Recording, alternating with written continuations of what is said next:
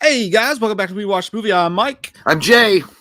And we are here to give you all the Christmas presents that our dads got us that made us not want to do Christmas anymore. I didn't think about that before I started to say it. It was just a note in a shoebox that said, "Get drunk on me. I'll never see you again. I'm going to the store to get cigarettes." Oh, that was fourth grade. Now I remember. I think mine was around year one, I would say. Yeah.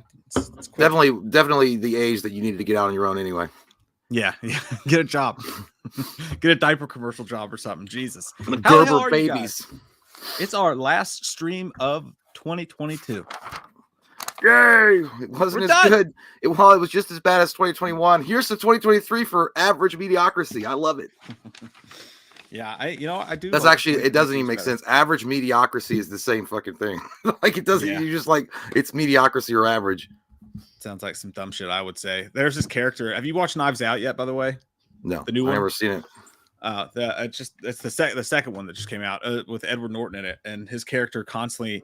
He's supposed to be like this Elon Musk type, but he's actually an idiot. And there's at one point where Daniel Craig's character's like, I started to think about it, and I realized like every word you say is like mispronounced or misspelled. Like you're a fucking blithering idiot. And I was like, that sounds like me. I mispronounce words all day long. The girl from Terrifier, Lauren Lavera. Yeah. She retweeted a video and was like, hey, this is really cool to be included in this video. She's like, but is that how you say Idris Elba? And I was like, nope, I just said that wrong because I'm a fucking idiot. And I'm embarrassed. What'd you say? I just Idris Elba? Idris the whole time. Yeah. I guess it's Idris. I didn't realize that. No. Yeah, it's Idris. I mean, but I can't even say what's his name. Apparently everybody's been saying Brendan Fraser wrong all of his life. It's not even Frazier. I don't even know how the fuck you pronounce it. Because he did that show that he reunited with Adam Sandler, and he's like, yeah, people have literally been saying my last name wrong forever. Is it like for sure? I didn't know. I didn't watch it. But I mean, I saw it. It was something about that though. Have you ever seen Deep Rising? No. That sounds like a porn though. It does. It sounds like a really good porn, but no, it's I watched it the other night. It's made by the same guy who did The Mummy, right? Oh. And it's basically aliens in a boat. It's like ghost ship mixed with aliens, but like in a mummy style movie. It was like a 90s movie. Fucking awesome, dude. Like you would love it. It's got like a Ghost of Mars vibe to it. I could not believe I never heard of that shit before. It just came out like 98 or something. I would only hope that there's one line in there that says abduction is only the beginning. That's such a badass movie if you guys haven't. It's got on the cover, it's got a guy on a ski-doo. Ski-doo? What do you call those things? Jet ski? Jet ski. On a jet No, not on a jet ski. A snow ski or a ski pedal. Sea-doo. Yeah. Is he on the snow? No, it's in the water. Oh, it's a jet ski. Jet ski, yeah. But there's like an explosion behind him. And I don't know who the guy is. I've never seen him in anything before, but he acts just like Phil Pullman in Spaceballs. It's weird. But I might watch that. I've been looking for a good movie to watch. I haven't watched anything for a while. I did. I'm still watching it. I started watching it 2 days ago. It's so goddamn good. Gangs of New York. It's one of the best fucking ones out there, dude. I love that movie. Well, my brother, Cody, I can't believe it. He doesn't like that movie at all. He thinks it's too fucking boring, dude. I can't believe you. God, dude, it's Martin Scorsese. It's got Leonardo DiCaprio on it. It's got the wonderful, great. There Will Be Blood. I can never remember his name. Fuck. I was going to say Timothy Oliphant. Yeah. What the fuck? Timothy Dalton. It's Oh my god! Oh my god! Now you got me fucked up. How the fuck do we forget that? Oh my god! I almost said Diamond Dallas Page. Oh my god! What's his fucking name? He's the perfect Daniel Day-Lewis. Thank you. Daniel Day-Lewis. Yes, Daniel Day-Lewis. Which also, by the way, in that particular performance in Gangs of New York, that dude could have pulled off one of the best, most scariest versions of the Joker ever if he had been cast in a Snyder universe type of Joker. My goodness. He's another example of actors that I thought were wasted by having to be in serious movies all the time. Him, George Clooney, and then in a different level, James Cameron spending all his time doing Avatar. But like Daniel Day-Lewis is one of the greatest actors of our time. And he's in like 3 movies you probably know because he's always chasing the Oscar, doing like weird shit. Well, he did. I mean, I never actually, to be honest, and I know it's a good movie, but I was like, no, I know what the $5 bill is, but I don't give one fuck about watching Lincoln. It's a 4-hour fucking movie I can't do it. And I know he's probably amazing in it. Apparently, he's a huge method actor. I also would just love to be on the set of a movie like that where he walks in with that goddamn beard and he's actually still talking like Abraham Lincoln. He's like, over in Gettysburg, things are happening. And, we have to bring the country back together. Because he's a method actor. I don't know. He's like, he probably only wants like old school 1800s, like fucking tea. Like he's like, put some grits in it and mix it around with some grassroots. I respect a lot of actors who do method acting, but I overall just think that method acting is the biggest crock of shit ever. I think it's fucking weird, and I think it's like makes you full of fucking shit if you do that. Like, like it's just weird that you'd have to walk around treating everybody all day like shit just because I'm a method actor. I ain't gonna say shit about it because I've never done acting. Maybe it works for some people, maybe it doesn't. I don't know. But it's like, it's sometimes if you got to live the life constantly, though, to be in the mindset of that role, then I was like, holy shit. Because at the end of the day, I would say I got to put an 8 to a 12 to a 14-hour day in acting. I'm going to leave that shit on the fucking acting floor and then go home and like have a regular beer and like watch the fucking game or whatever, not pretend to be like fucking Captain America and be like, I can't watch this while evil is going on. Technically, like, and again, some of my favorite actors, some of the best performances we ever seen have been done by method acting. So I take what I say with a grain of salt, but at the same time, like, if you have to become what you're pretending to be, are you really even an actor? I mean, you're just becoming that person, so you're not pretending to be anybody. Some would say they're probably more of an actor than even actors because they really believe in the fantasy life. As far as they really believe in the make believe. Yeah, it's weird, but I mean, it's fine if like what you're doing is not hurting anybody. But what Jim Carrey was doing with Man on the Moon, he was being a douche, and I love Jim Carrey. And like Jared Leto sending, Jared Leto sending used condoms and rats and shit to it. Like, dude, you were the Joker. Come on, like you were gangster Joker. Yeah, and you're a lead singer, and you do Gucci Guilty ads. No one's buying your act. Gucci Guilty. Yeah, I guess it can be a good thing. But. Well, I liked him in I want to know if he really did cocaine and shit to get into his mindset for Lord of War, if that was just him. Because I don't think there was much acting going on. Yeah, you know what? I'm willing to bet you $1,000, Alex, that he did. Yeah. It's actually Warlord. I prefer the way I say it. I guarantee he did that. Let's put it under the Christmas tree. Chad Powers, first super chat of the night. Lewis, guess what came out of my belly button today? I'm sure it wasn't a job or self-respect. What was it? Goddamn Cottonelle, you dirty asshole. Probably got stuck in there from wiping your own ass. That can get you an infection too. Austin, thanks, buddy. Says, my brother gave me a special Christmas cookie, and I'm pretty sure I climbed Jacob's ladder and lived through the Beavis and Butthead desert scene all at once. I need to kill Oh, yeah, that's the worst craziness right there.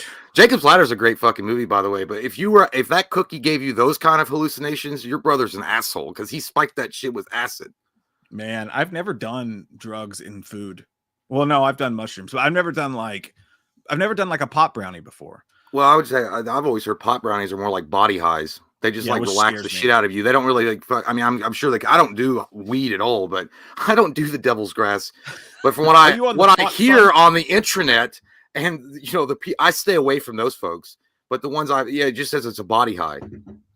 It's a lot easier to do a cookie or something laced with it or a brownie than I don't know. I wouldn't want to do it. But edibles, the same thing. They're a body high, which is kind of scares me because when I get anxiety from weed, it's like, it's always my breath. I'm like, am I breathing? Am I breathing? Huh? So your body will be so high, your heart will just fuck you. You won't even care. You're just like, I'm taking a nap. But I hope you had a good time, Austin. I hope you didn't, try to fuck. That doesn't sound like a good time going through Jacob's Ladder and the Beavis and Butthead desert scene all at once. That sounds like a horrible fucking trip. Eating beans and farting in the woods or the desert. Richard Milligan, thanks, buddy. I appreciate that. Hey, man, that's awesome, man. I like his face is the exact face that he made. He didn't really mean to super chat that. That's the face he made. Like he accidentally flipped his phone on like selfie mode. Honey, and he was like, oh, shit. Ryan Strom, thank you, man. Says, needed this going through a rough breakup because of college tonight and needed some wham. Hope you had a happy holiday, boys. That sucks, man. Sorry to hear that. Don't worry about it. Fucker. You'll find something better. If you're going through a breakup, college is probably the best place you can be. You know what I'm saying? Yeah. Yeah. You can do anything. Go do a kegger tonight. What are you watching us two old assholes for? Man, go do a kegger. Let's do it. A lot of people going through a breakup in college tonight. I guarantee you that. You know what? I think someone said like holidays are like the worst for like breakups or some shit. Like people break up a lot during the holidays. It makes no fucking sense to me for two reasons. One, nobody wants to be fucking alone on like Christmas and shit. And two, it's cold outside and everyone needs some body warmth. Wait till fucking April. Well, in a lot or of you know what, when it's warmer.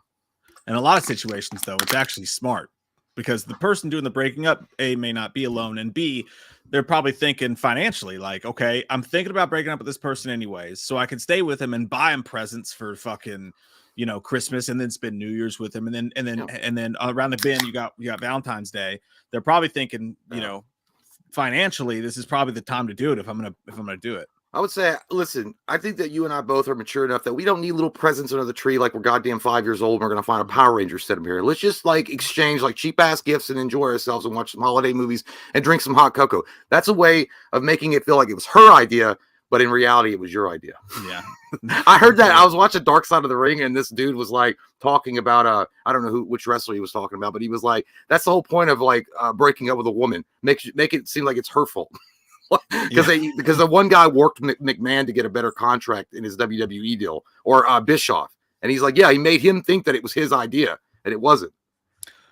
Dude, and I mean, it's not a bad idea, and also you never know what's going to come around the corner. Oh, just a quick story for you. One time, I was sitting at my dorm in college, and I was there for a solid 6 to 7 weeks, and sitting on my bunk, and everybody's partying outside, and this girl just comes up, puts a cowboy hat on my head, and then jumps up in my bed, tells my friends to get out. Never seen her at all in my life. Yeah. And, you know, proceeds to do what consenting adults do.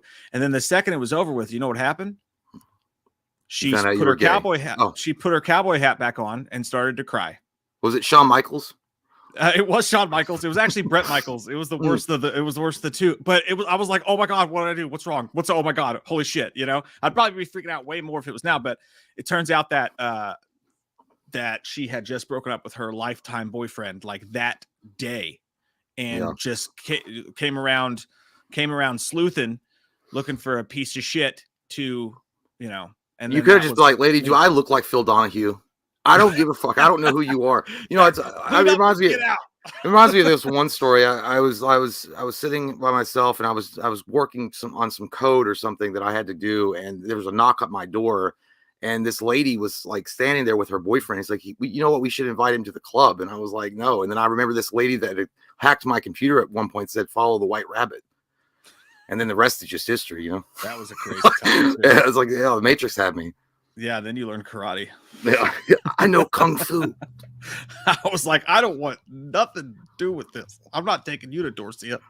But anyway, Ryan, hey, moral of the story is things can change on a dime like that, buddy. Good luck to you. And there's billions of other, well, actually, yeah, we just crossed 8 billion fucking people. So there's a lot of fucking women's out there. Yeah, lots of women's. Men, if you get bored, you know, do your thing, buddy.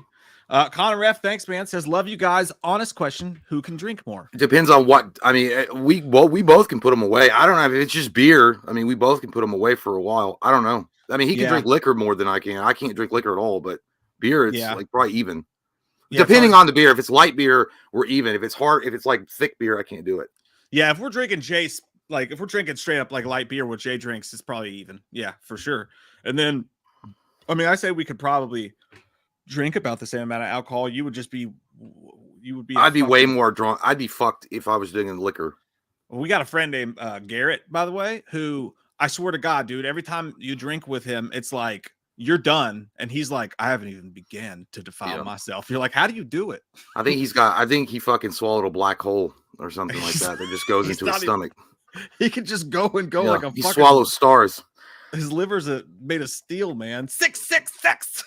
You should take that fucking $5 and put it to the tithing bowl, you goddamn devil. Get thee behind me, Satan. On Christmas. Berto, thanks, buddy. Says airport chaos at work, doing some overtime. Much love, boys. Hey, you get that money, buddy? Yeah, that airport, man. I bet you guys are fucking swamped with all those cancellations and shit. And people are mad as hell. There's fucking shit, dude. I feel for you guys. Hell yeah. I hope they're paying you guys fucking well, man. It should be. Oh my God. I hope that guy doesn't show up at your fucking airport. His name's Whopper. Imagine you order a Whopper, and that's the guy that gives you the Whopper at Burger King. Whopper, no onion. He's like, yeah, I'm not going to have no more Burger King for a while. Imagine Jim Carrey, Dewey in Scary Movie Wayne Bros. That was a lot. I think what you're saying is imagine Dewey played by Jim Carrey in a scary movie directed by the Wayne brothers. It'd be fucking awesome. I mean, yeah. Well, the guy they got to play Dewey was I thought he was good. We smoked some cigarettes with that guy at Scarefest. Oh, not Dave Arquette, but the dude who played. Yeah, the dude that Doofus or Doofy. What did they call him? Deputy Doofus. Yeah. Yeah, it was weird hanging out with him too because he was dressed in the fucking underwear, like in the yeah, he had his whole gimmick. Yeah, I just thought it was funny. He's a cool guy though, nice guy. Yeah, we're at Scarefest and we go outside, and I don't remember how we ended up smoking a cigarette with him. But he bumped a cigarette off of us. Oh, that's what it was. We're standing next to Deputy Doofus, and he has a name. I apologize, I can't remember off the top of my head.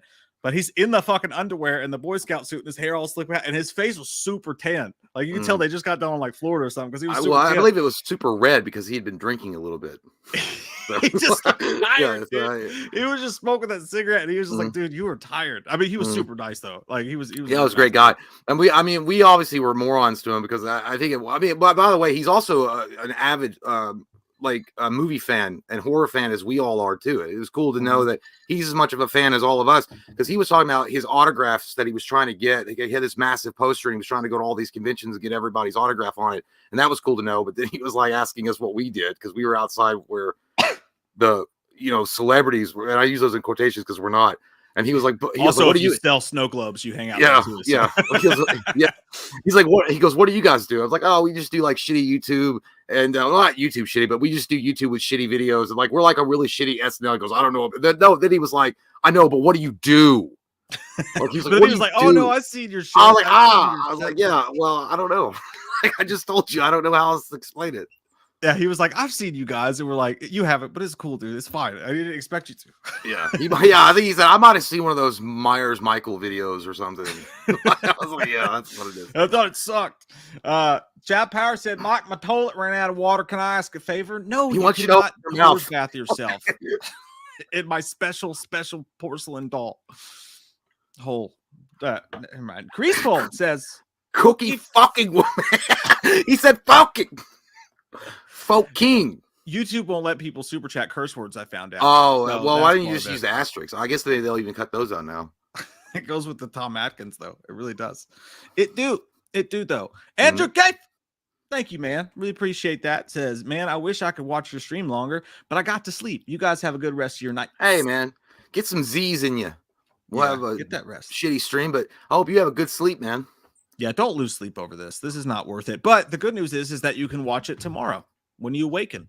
And you can be embarrassed for us all over again. That's what you're supposed to do. It's like, hey man, I ain't watching this sober. I don't know what your fucking problem is. No, I wouldn't want to watch it sober.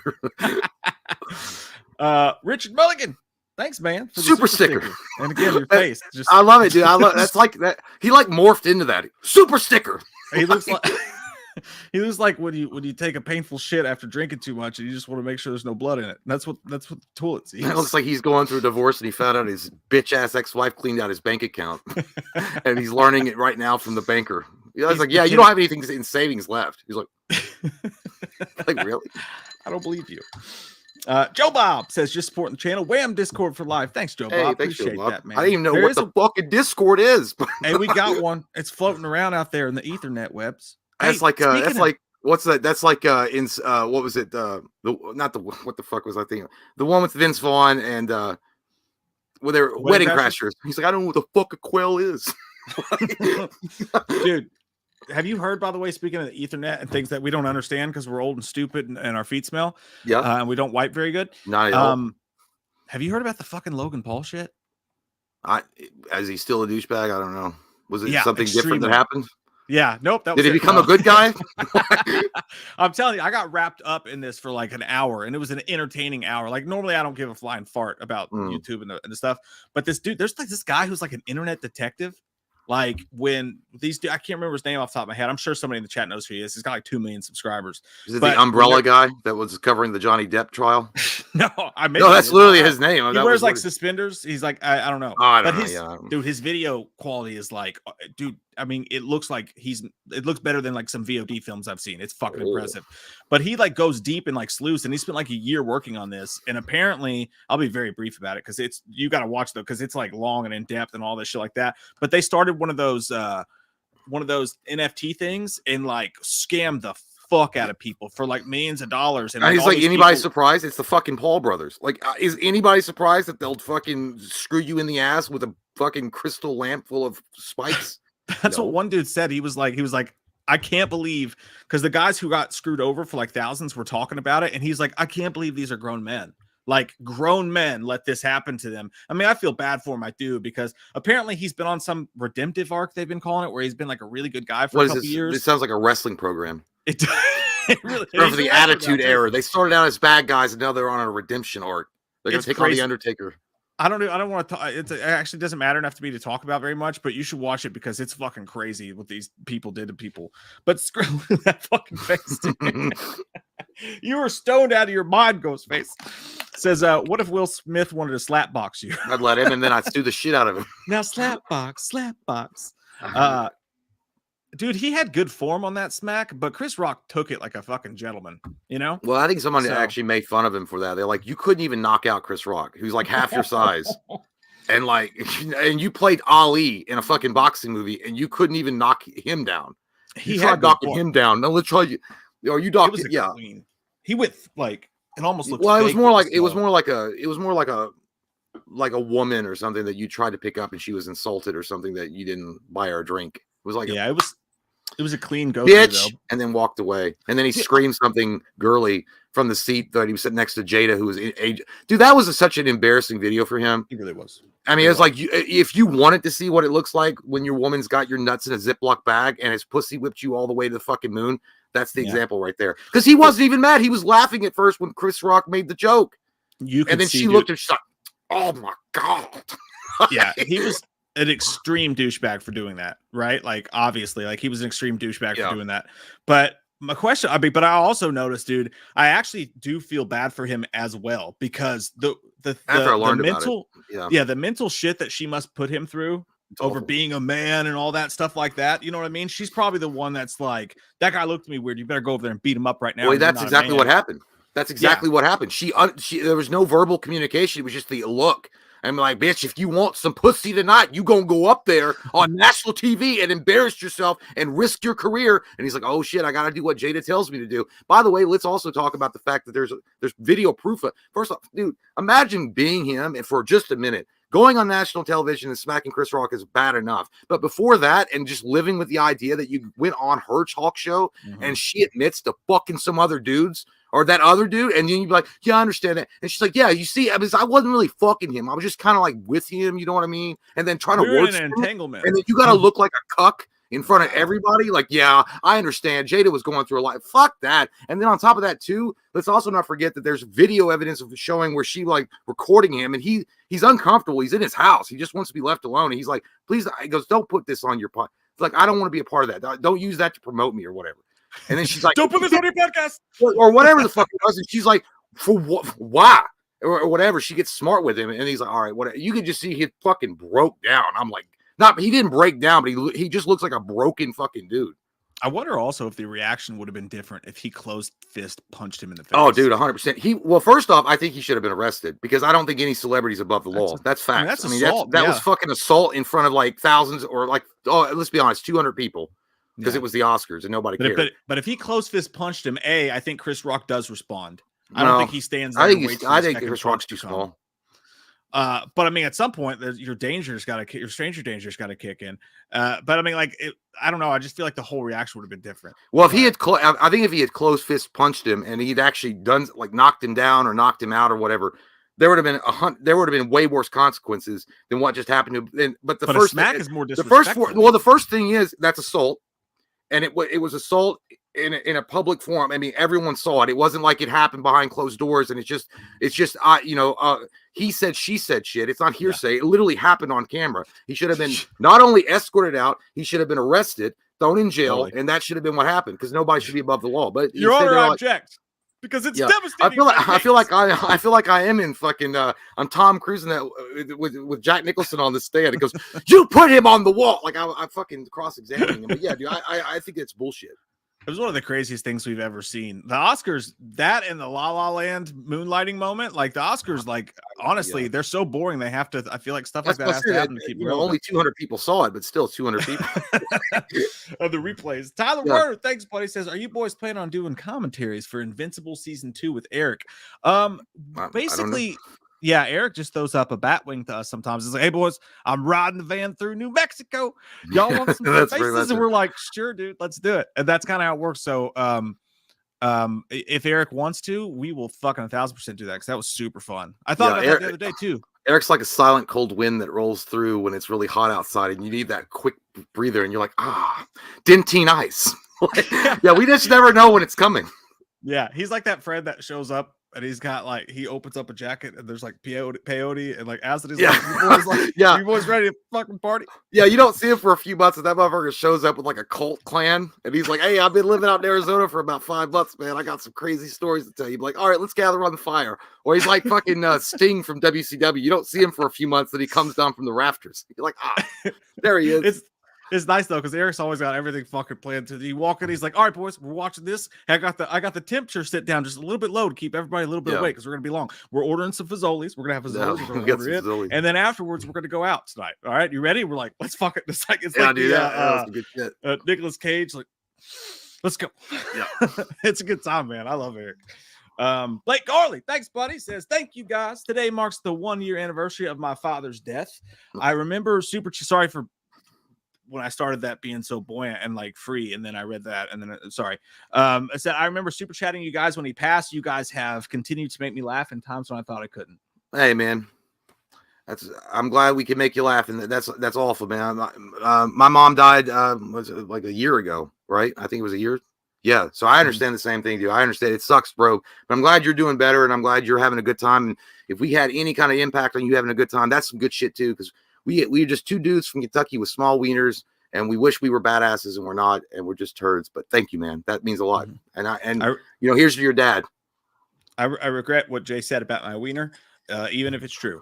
But listen, yeah, no, you said it best, man. And also, like, dude, pat yourself on the back because, as I always say, you instead of letting the weight, succumbing to the weight of it all, which I'm sure you do at times because we all do, but you went out and found something that put you in a good mood and put a smile on our face. I don't know why it was us, but we're really honored. So thank you, man. Sure.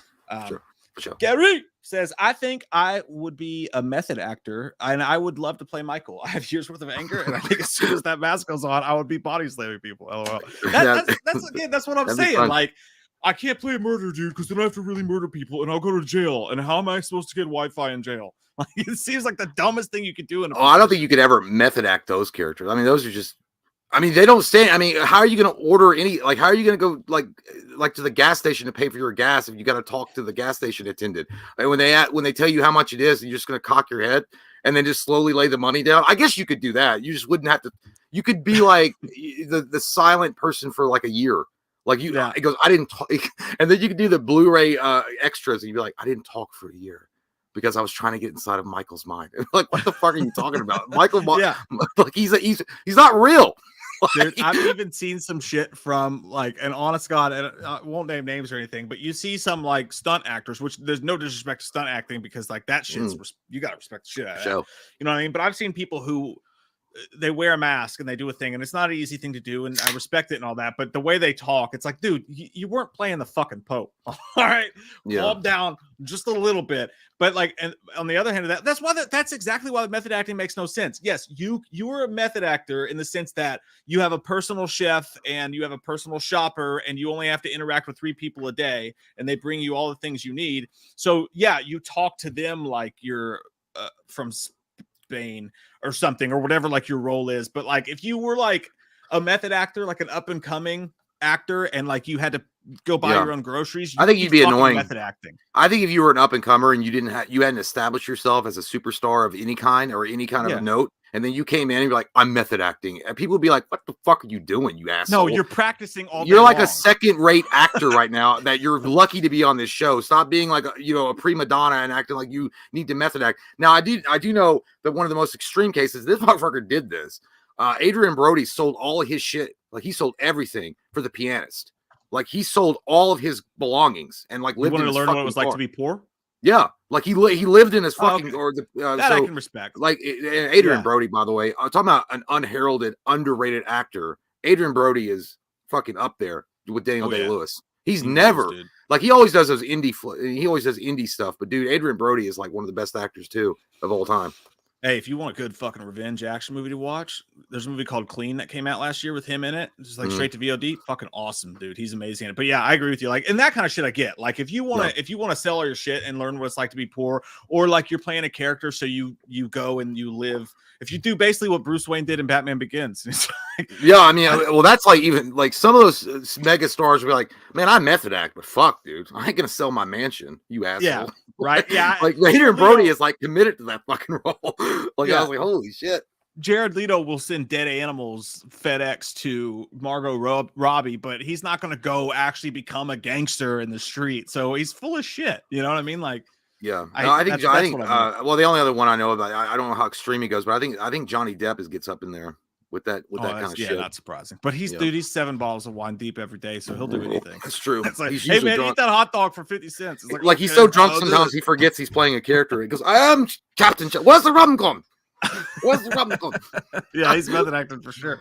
I'm tired, and we all are. We all understand that feeling very much. You should go to sleep. You're already in bed, clearly from your picture. You're so tired. Your screen name is I'm tired. I wonder if you guys would ever go to Halloween Horror Nights and film it next year. We would, for sure. It just hasn't. We almost did last year. Last year we had an invite. We had an idea about it. Yeah. Yeah, we had an invite to like a Killer Clowns from Outer Space thing. And we didn't end up doing it because it was all the way in Orlando. But one day we will do that. It's also scheduling, and then there's also other things. Mike's got kids, and then there's other. It's a hard thing to really book sometimes because that's all the way down. I mean, it's not that it wouldn't be fun, but that's all the way the fuck down in Florida, man. And that's a long ass drive. That's like, let's all hop in the fucking van and go to it, dude. I would fucking love to too. It would be fun, and we could like chronicle it like we were a fucking Fallout Boy from the 90s. We could chronicle our adventures and like put it together like a TikTok video. You're making it sound cooler than I think you are. No, obviously, as I just watched that, I love that song. Flip me over. I know that's one of Fall Out Boy's first like album songs or whatever that blew up. I don't remember the name of the song, but their whole side one. This is side one, yeah, that one, and it's the whole video is just them like their camcorder footage of each other. They're terrible live, by the way. I know you told me. I like their songs, but yeah, I would go see them just because I don't care if they move it around or not. I just like their songs. So it's like if I wanted to watch hipsters stand around, I'd go to the fucking bookstore. You guys I was gonna say the mall. Yeah, that's true too. I'll go to FYE or Sam Goody. But no, we would love to go. And actually, we've talked about that before, like getting a night vision cam and like just going to a bunch of haunted houses and like filming it, because I think that would be a shit show. I want to do that. That's exactly why we should. Y'all ever seen that Jimmy Fallon thing with Kevin Hart when he goes to the haunted house and he was screaming and shit? I mean, dude, mine would be like 3 times amplified. I would like ask them. I'd be like, all right, can you please just let me out now? Like, I mean, I know there's an exit somewhere and some woman will come out and be like, it's okay. And then she'll take you out. I would do that within 3 minutes. You'd be like me when I was a kid and they took me and they put me on, that ship that does this. Oh, the Viking ship. Yeah. Yeah. It was like Busch Gardens. They're like, it won't move that much, honey. It won't move. I'm like, okay, it's not a roller coaster. I'm fine. They don't even have seat belts. And then the fucking thing started rolling. And by the way, I'm definitely afraid of roller coasters and heights, if you guys don't know this. And as a small child, I was really fucking afraid of it. That motherfucking ship started doing that. I screamed my ass off, and I was looking dead in the face of the fucking 15-year-old button presser, and I was like, "Stop it!" The Busch Garden. Well, that one goes all the way around. That goes all the way. That goes all the way up and around. The one at Kings Island just goes the regular rocking. Yeah, this one was getting to it. It was starting to go. My stomach was turning, and I'm like, I look like the dude from Rocky when Apollo was getting murdered. And he's like, I was like, you better fucking stop it. They did too. They actually let me off the fucking ride. And I'm not ashamed of that. Whopper! said, Loomis, did you see Jeepers Creepers Reborn? It's great. No, the last Jeeper Creeper I saw was Dr. Chalice in the goddamn operating room when he was touching some boobs while she was unconscious. Disgusting behavior. He said he was checking her implants to make sure he could proceed with the operation. He did not. So no, I've not seen Jeepers Creepers Reborn, whatever the fuck that is. No, I don't want to see it. What is Jeepers Creepers? You're a Jeeper Creeper for asking me that, whopper. Erroneous on all counts, by the way. Did I see Jeepers Creepers? We didn't see that. Is that the newest one? The Reborn?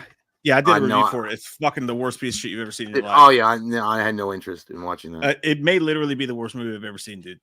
I thought the third one was bad enough, so I didn't need to see a new one. Yeah, literally the worst. I mean, honestly, it might be the worst movie I've ever seen. Michael Parton says, I've already forgave Will Smith because he made a video where he was so apologetic and sincere, something that Ezra Miller will never do. Well, that's true. Well, I mentioned that I was pissed off initially when I saw what Will Smith did, but we did, we were talking about the fact that he was under, there's two sides to every story, right? And we learned that about Will Smith. I think what he did was atrocious and shit. But he was fucked up and he did apologize. But Ezra Miller, that guy, he did apologize too, but it was like written through his publicist. And then, he's a fucking cult leader. Like he was David Koresh in Texas. And then, he was right at the brink of becoming the fucking new Davidians, where you have to sit at Janet Reno to fucking knock him out with a tank. That dude lives his life like Vince McMahon probably fucks. Something you don't want to see. I'm telling you, the Ezra Miller story, I feel like Will Smith's going to, he did the Emancipation movie. He's going to be fine, whatever. It's just going to be a stain on his career for a while. Ezra Miller's story, I feel like has already been written. They are keeping that dude afloat like Weekend at fucking Bernie's. Walking him around, no way. Probably sedating him. Yeah, well, they until the Flash comes out, and then once the Flash comes out, and Hollywood stops protecting him because they had this money, you're gonna watch what happens, and it's gonna be fucking ugly. And I hope it's not. I hope everything's okay, but that's my prediction. I think it's poetic justice for that to happen because I'm gonna tell you why. And I know this is an unpopular opinion. I know that we sometimes get shit for it, but I'm just gonna say, I think it's also really prudent to point out the hypocrisy of Hollywood was exposed in a way that has really never been exposed with the Will Smith thing. Because again, I do feel for Will Smith, and I do, like I even said, okay, well, there's two sides to every story. I got it. He fucked up. He apologized. Let's move on. Okay. At the same time, was that opportunity or privilege awarded or presented to someone like Mel Gibson? Nope. Was it? Can we say that it was? Nope. He fucked up. He made a mistake. He was drunk. He was intoxicated, obviously. He was inebriated. He was fucking moronic. He said some stupid shit that he never said, but he apologized about it. And he was like, I just want to move on and make movies. Did they forgive him? Nope. They ironclad that motherfucker in chains for years. And he's still just now barely squeaking by to get a movie career back on track, which he should have been a megastar. I'm just saying the hypocrisy and what is it? Not the double meaning, but you know what I'm talking about. The double standard was at the goal point at that point. And they won't give a fuck about Ezra either once the Flash comes out. They have but that movie is exactly why he's probably not in jail right now. Well, he also did some like court diversion shit. I'm sure that they give, which they only afforded him because he is a megastar and he's a celebrity. They don't afford if a regular citizen had done that. Fuck you, bitch! You're in jail for a while. Oh yeah. And I'm not actually still mad at Will Smith because I'm over. I'm just done. I don't know. For his sake, I just hope he gets a divorce because she seems like the worst. She seems exactly like her character in Scream 2. Yeah. I hope he gets a divorce. I hope he gets a divorce. I hope he takes some time off, and I hope he gets some therapy because I think he needs it. Yeah. Don't we all? Chad Powers needs therapy. He says, "Hey, I just got Morbius 4K Steelbook, man, and the boo-boo." God damn it, Chad. Now you take that back to Big Lots in which you fucking stole it from, or I'm going to call the law on you. Now, you know Teddy's going to be upset to see you because that's the second time you've stolen something. The first time you stole tampons because you said you needed to put it in your butthole to stop the poop flow. Now, don't be stupid. I hate it when that happens. I do. Brandon Ferguson, sup, dude? He says, sup, guys, sick at work. Well, go the fuck home, Brandon. You're going to get everybody in the office sick. What the fuck? He's a hard worker, bro. No, he can't leave. Damn it. This isn't 1974. He works hard for the money. She looks like the lady of the night. Only 7 hours left. Hallelujah. Holy shit. Where's the Tylenol? Hey, we man. just watched that the other night, man. That's the attitude we like to see. Fuck it. Yeah. Keep going. Hey, hope you feel better, bro. Yeah, you're going to make it. Michael says, also, I don't know if you guys haven't heard, Ezra is supposed to go on trial in Vermont next month, Friday the 13th. Well, that sounds like the new franchise is writing itself. Well, but Ezra Miller is already like, isn't he pretty much like Jason? His career was a corpse and he rose from the dead once again to be in everyone's lives. So he's like a walking, talking Jason. You can't bring him down. I don't think anything's going to happen with the Vermont thing. I think what's going to happen with him ultimately, because again, he is afforded a celebrity status type of deal with the law that we as regular citizens will never get. He'll get a slap on the wrist, pay a fine, do some community service, and then he'll walk, and that'll be it. He won't go to jail. I don't think that fucker will see jail one more second, because I know he went to jail technically in Hawaii for 20 minutes and he looked at a wall. A funny video. Yeah, that was great. Oh, I love that video. If you guys TikTok, check out his Hawaii when he gets arrested, because I love the fact that he uses every excuse about why they shouldn't arrest him. Such privilege, this fucker. Yeah, you know what they should do? It'd be cool if they did the trial like they did with Johnny Depp and Amber Heard, and their trial was the Vermont trial was like aired, televised, because the crazy shit that probably comes out of their mouth, like holy balls, senies. 25 Savage 2005 says, hey, Mike and Jay, opinion on Ron Perlman and Hellboy 1 and 2. I never saw either of those movies. I loved him. I thought he was great. I thought Ron Perlman did great in both. I really did. I thought Ron Perlman, you didn't really need much makeup to think that he was Hellboy, because he's got a very unique structure to his face that he almost looks like a Cro-Magnon man. So they didn't really have to do a lot of aesthetics to make him look like what the Hellboy comic book guy looks like. But as far as his acting and the way that he translated that character on screen, I thought it was great. And I think the what was Selma, the girl that he like, who was the girl that made out with Michelle, Selma Hayek? Selma Hayek. Yeah. I always get Selma Blair. Like Selma Blair. Yeah, Selma Blair. This girl was great too. I think the cast in Hellboy 1 and 2 were awesome. And Ron Perlman was obviously the best part of that movie, but yeah, I thought he was great, man. I liked them both. That reboot they did with the guy from Stranger Things, the sheriff, David Harbour. That sucked, and it sucks because David Harbour would have been he has the same type of like attitude that goes along with Hellboy, but I think he even said in an interview, I think he said he didn't take the role seriously enough. Like he didn't do enough. He didn't do what Ron Perlman did. If Selma Hayek and Selma Blair make out, who wins? Well, Selma Blair has been trained in the art of tongue war by Sarah Michelle Gellar from Cruel Intentions. And she had the perfect little connecting line of saliva. I think that Selma Blair wins that. I just do. It's an underdog story, but I really think it's an underdog. That's what I was gonna say. I like those Rocky stories, so I'm gonna go with it. And I would only watch it because I'm into the Rocky stories, not because my dick would be hard.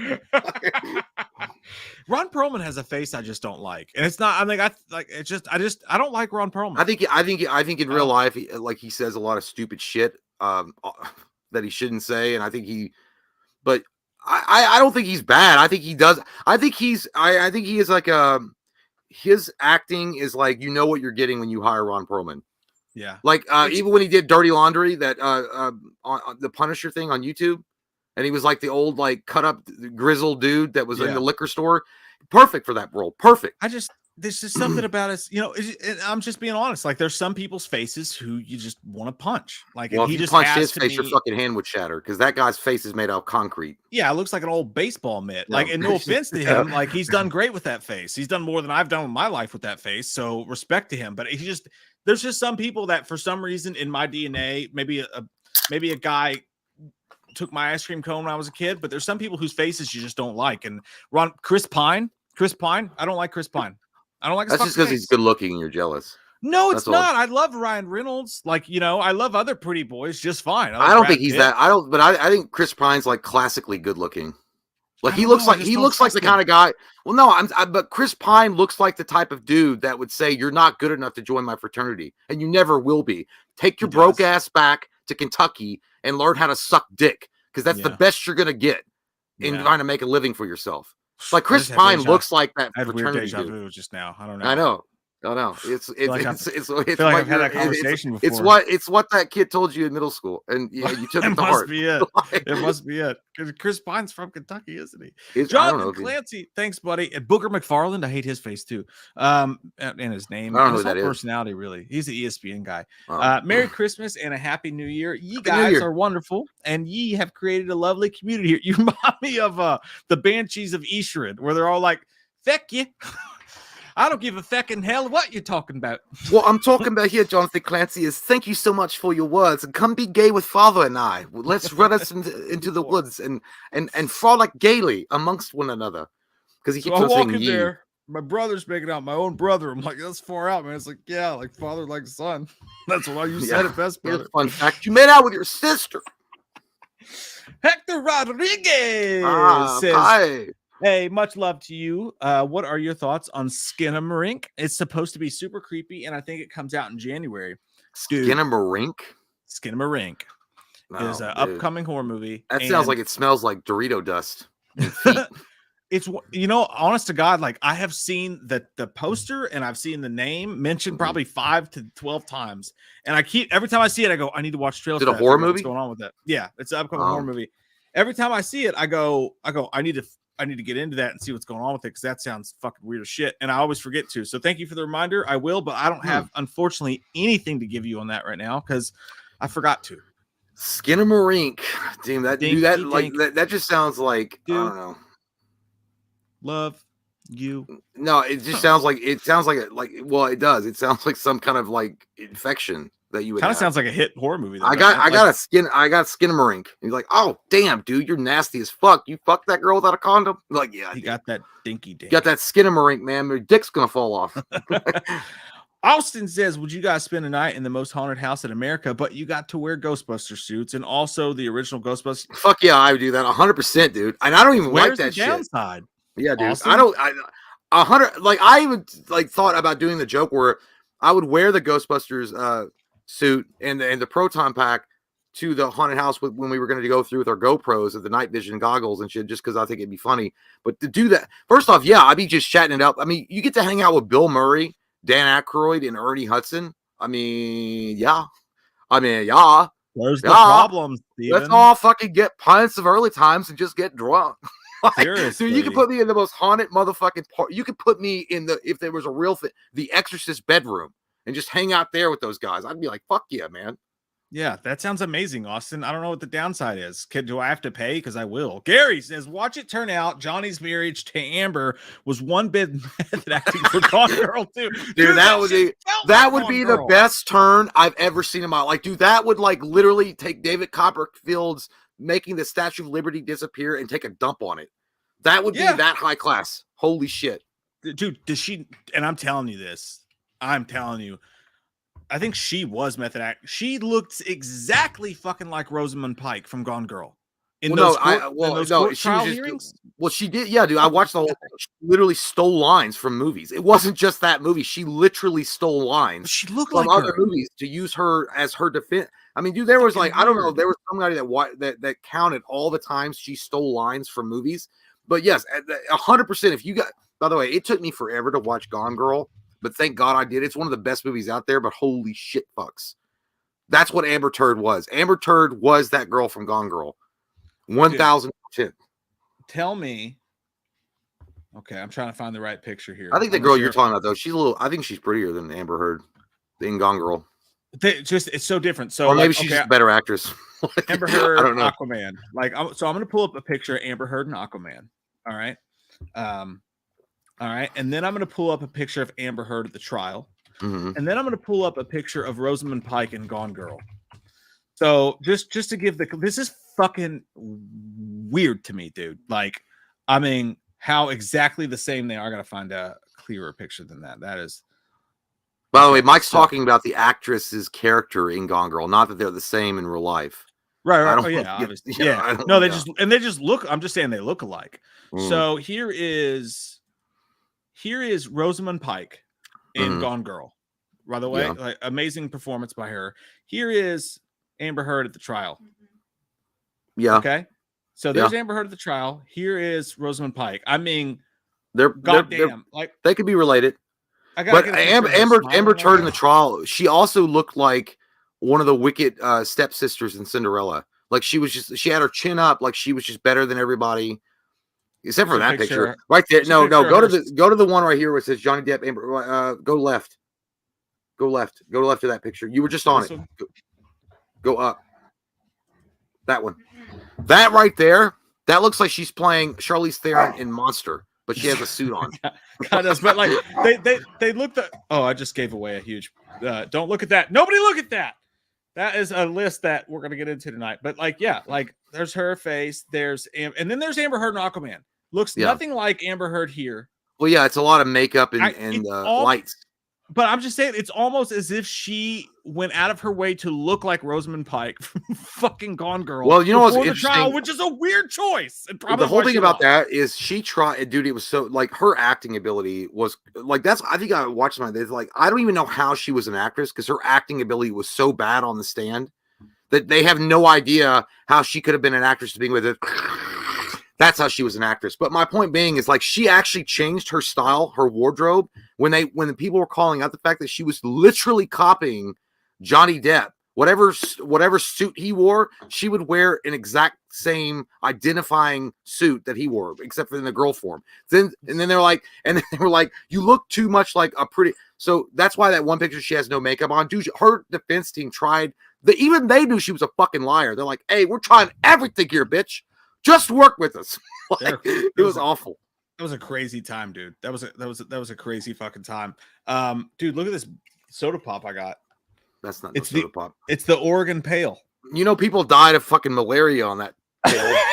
And you sick fucks turned it into or what is it? Not malaria. Well, I guess it was malaria and dysentery. Yeah, dysentery. You've died of dysentery. No, there's a brewery around here called Mirror Twin Brewery that brews great soda pops. That's cool. And, I like that. I like to take the old. I'm glad they're taking like some old ass IBM game and turning it into a beer. They had a Lethal Weapon beer too. It was literally called Lethal Weapon. You know what? Like a blonde ale. I would 100%. If I were a wrestler, my name would be the Oregon Pale. I like it. Yeah, that's pretty dope. It's so weird. I think people will be like, "Oh, he's gonna get the Oregon Pale." Yeah, that's weird. Yeah. I like it. I kind of like it. It's kind of sexy. Will Arnwine, whose picture looks like the person he looks like. It's hard to tell if that's even you or not, Will, except for you shaved your head. So now I know the difference. Sexy. Edward says, I'm going to Six Flags when I go to Atlanta. You are going alone. You know why? Because I'm scared of everything that Six Flags has to offer. Jay will go with you. Jay likes roller coasters. No, I can't anymore. Why? Prostate? My back got bad. Oh, I'll get you. No, I can't do it. Prostate. You didn't ride any last time you went? You didn't ride a single? No, dude. No.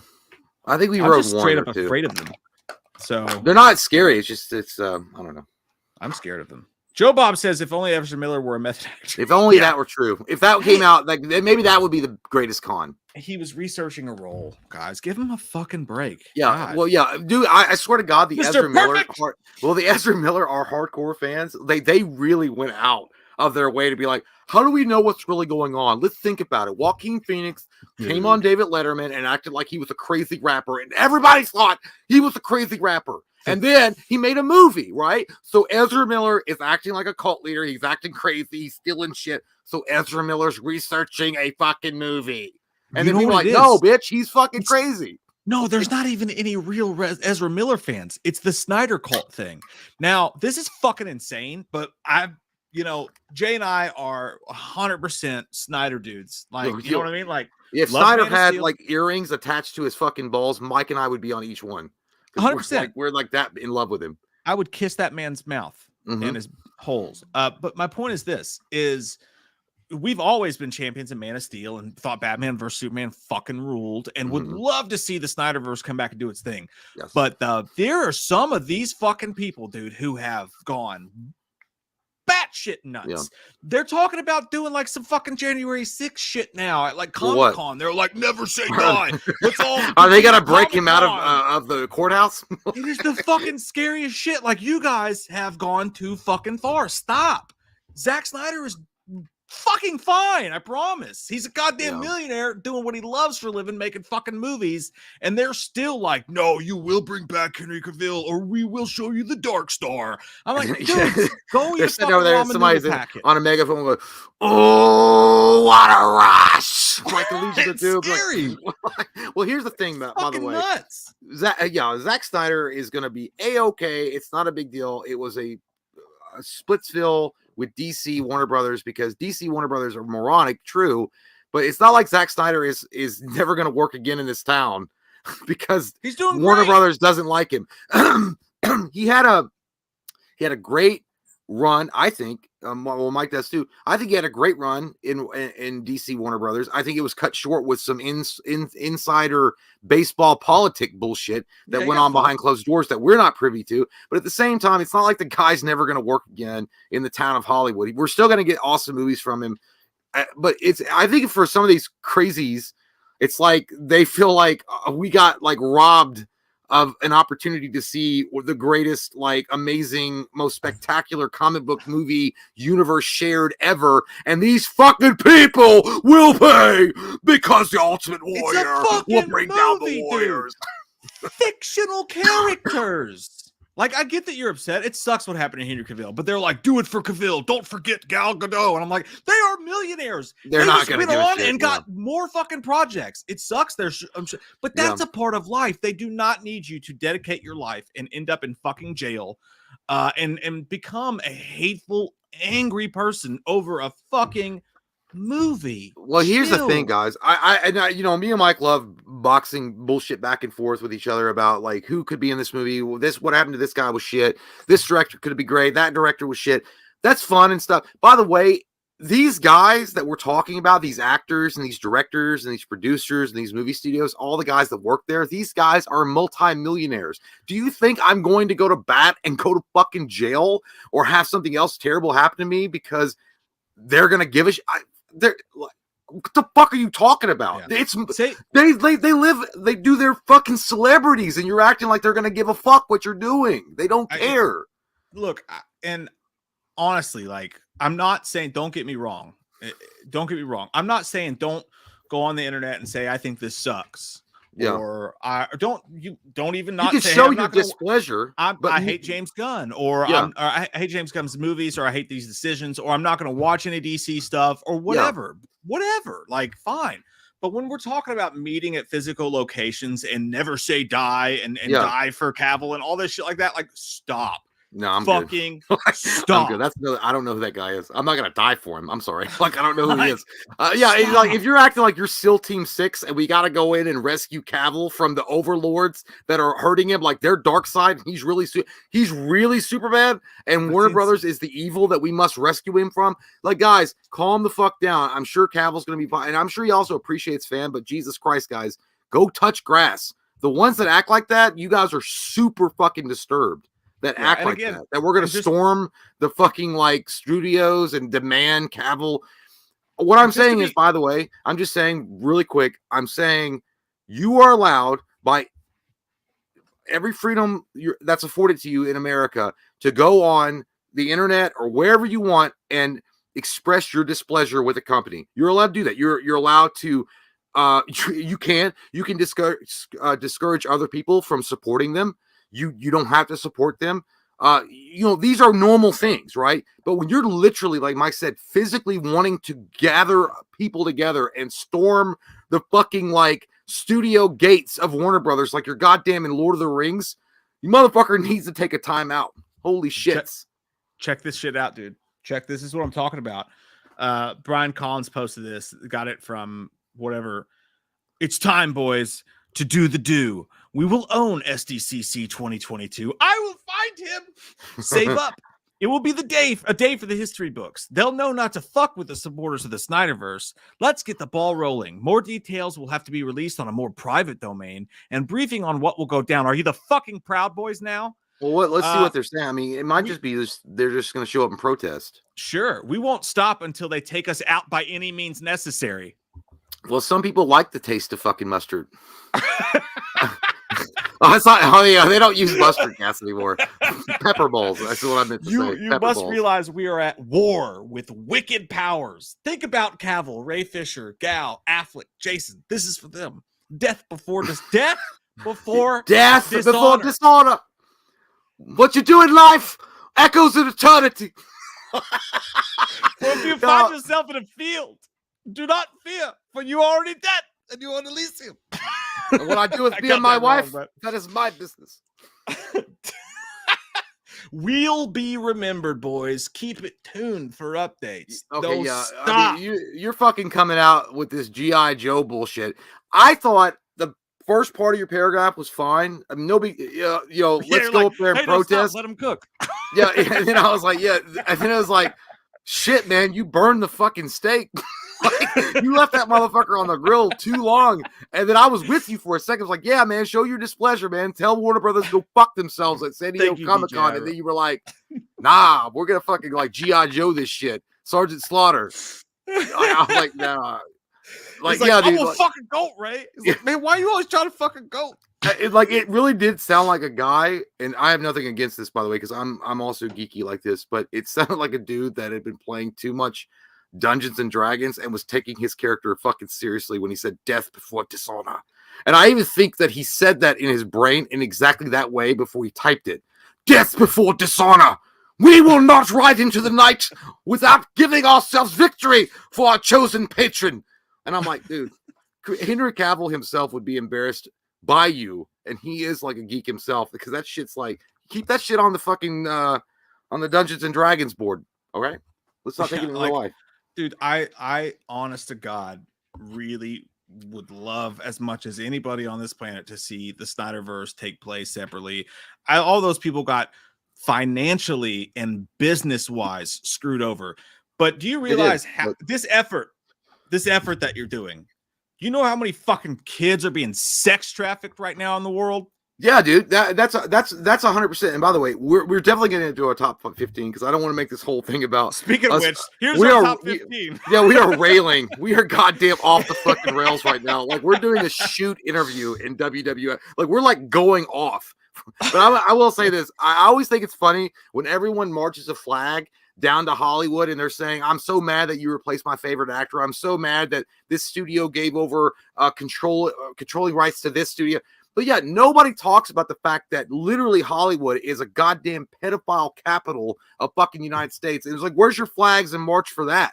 Where's your exposure for all the kids being taken advantage of and have been taken advantage of, and the pedophiles that Hollywood fucking protects? Well, I don't know. There's no talk. I don't mean like the Hollywood thing. I mean like literally. All I'm saying is like the amount of problems that are going on in the world right now. Well, Hollywood's like the epicenter of it. I understand the passion or whatever, but we're talking about a movie, man. We're talking about a movie. I know. Like, no, I agree. Put but this I towards think something better and more positive. I agree, but I think Hollywood is a disgusting piece of shit fucking organization that has literally had.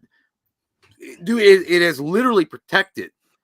I mean, there's millions of stories, and I'm not talking about Corey Feldman or Haim or whichever. I mean, those guys were fucked. Definitely those worse guys back then, I think, for sure. Well, no, it goes on. I mean, these guys have literally protected each other. Epstein, I don't give a fuck. Dude, there's so much evidence that these motherfuckers are disgusting human subcreatures that live out there that fucking have controlled it for decades. And that thing should be pulled back, and the cockroaches that are living under that rock should be exposed. And I'm not I don't care where they are in a position of a company, they should be held accountable. But I'm saying there's no march for that. It's always about like some other Bakazi or whatever. It's always some bullshit. Jim's laptop. Yeah. And also, you know what? I'm only doing, guys, you know what it is? Let's just forget about what me and Mike are doing, because we're method actors, right? We're researching a role because we're going to take on the Hollywood elite. That's true. So that way that disavows me and Mike of being sued. We're just researching a role, man. Oh, everybody's so full of shit, and Mark Ruffalo included. I hate Mark Ruffalo, dude. I can't. Yeah. I like, dude. Come on, stick to 13 going on 30 and shut your fucking mouth. everybody, all sides, all that shit are full of shit. But like, yeah, guys, it's a movie, man. Like, and like I was with a lot of you guys for a while because, and again, to be fair, not everybody who is in that whole community, there was a lot of positive shit they did there. They raised a lot of stuff for like for suicide groups and stuff like that, based on what happened with Zach's family and stuff like that. A lot of good was done there, and we backed them on that. We said, hey, okay, 100%. You guys are taking the bad eggs and you're painting a brush over a bunch of people who just wanted to see a movie and they're hardcore fans. But this kind of shit right here is, you're done now. It's over, guys. It's fucking that we got they gave us the fucking Snyder cut. He got his movie that he worked so hard on. Let's just move on with your lives. You did something good. Just take that. Don't get fucking power hungry and start being like, I want chocolate bars. I want nothing but yellow M&Ms, or I won't go on stage tonight. Just stop. What do you mean there's no red licorice? I agree with the sentiment, and I'm glad there's passion for it, but at the same time, the passion is being directed into the wrong thing. Like, it's 100%. Your time and energy is being wasted on fucking Hollywood, dude, Hollywood actors, because they changed that. And look, I think they got, dirty fucked. I think Cavill got fucking completely fucked, and Fisher and all those guys. But at the same time, guys, I mean, I like those movies. Mike and I like Snyder's movies, especially what he did with the DC. But Jesus Christ, if you think I'm going to go on a social media website and gather the troops into the storm of the night and go and march on San Diego Comic-Con and talk about death before dishonor, holy shit, if there was a bigger banner I could wear across my face that I've never touched a boob ever, it would be saying that line. Death before dishonor. Like, it's not a fucking movie, okay? It's not a comic book. You know what? It's not a cartoon. This is like real life. Bag of sand. Yeah, I was like, it's kind of embarrassing. And you know what? To be honest with you, I think Henry Cavill and company would be a little bit embarrassed if you guys are taking it that far. Because guess what? You guys aren't going to do shit. As far as like what you're going to have any kind of effect or change, it's not going to do a diddly dick thing. You're actually going to dismay what this group got the Snyder cut done. I mean, they did. Right? Good for them. Like, they got one good thing, and I agree with them, but that's it. But you're going to sully the name of all the good work that you did if you do some dumb shit like show up and fucking like start throwing tomatoes at Comic-Con or whatever the fuck your plans are. Stop. Do not. Well, dude, I can't wait if they watch this video and then that segment, and they'll clip it. Of course they will, and they'll edit out shit, and they're gonna put that on Twitter, and they're gonna say, "Look at these Judases. This is what Hollywood buys. Hollywood buys two assholes who used to support Snyder." Because that's, by the way, and I'm not. I know it sounds paranoid, but that's how Mike and I have been taken out of context before. And we've also been, and like that, and that's how they manipulate certain things. They can edit things together and make it seem like you said something or whatever to fit a narrative. And by the way, I'm just going to say, I respect the passion, but there's a point where you got to be like, I don't want to be a virgin anymore. Yeah. I don't want to be a virgin anymore. Yeah. I want to go have sex. And also, don't plan an event that could end up getting kids and families hurt. Like, you guys show up there, it turns from one thing to another. You do some dumb shit like that, and don't say it on. We're not saying that they're going to be violent. I'm not saying they're going to be violent. But if you're going to be assholes, if you're going to be assholes and ruin it for everybody, what the fuck is the point? Yeah. But anyways, let's. You got to pee? Yeah, I got to go. All right, go pee. It's good times. Good times, man. Good talk. All right. Let's do it. Enjoy your tickle time, bro.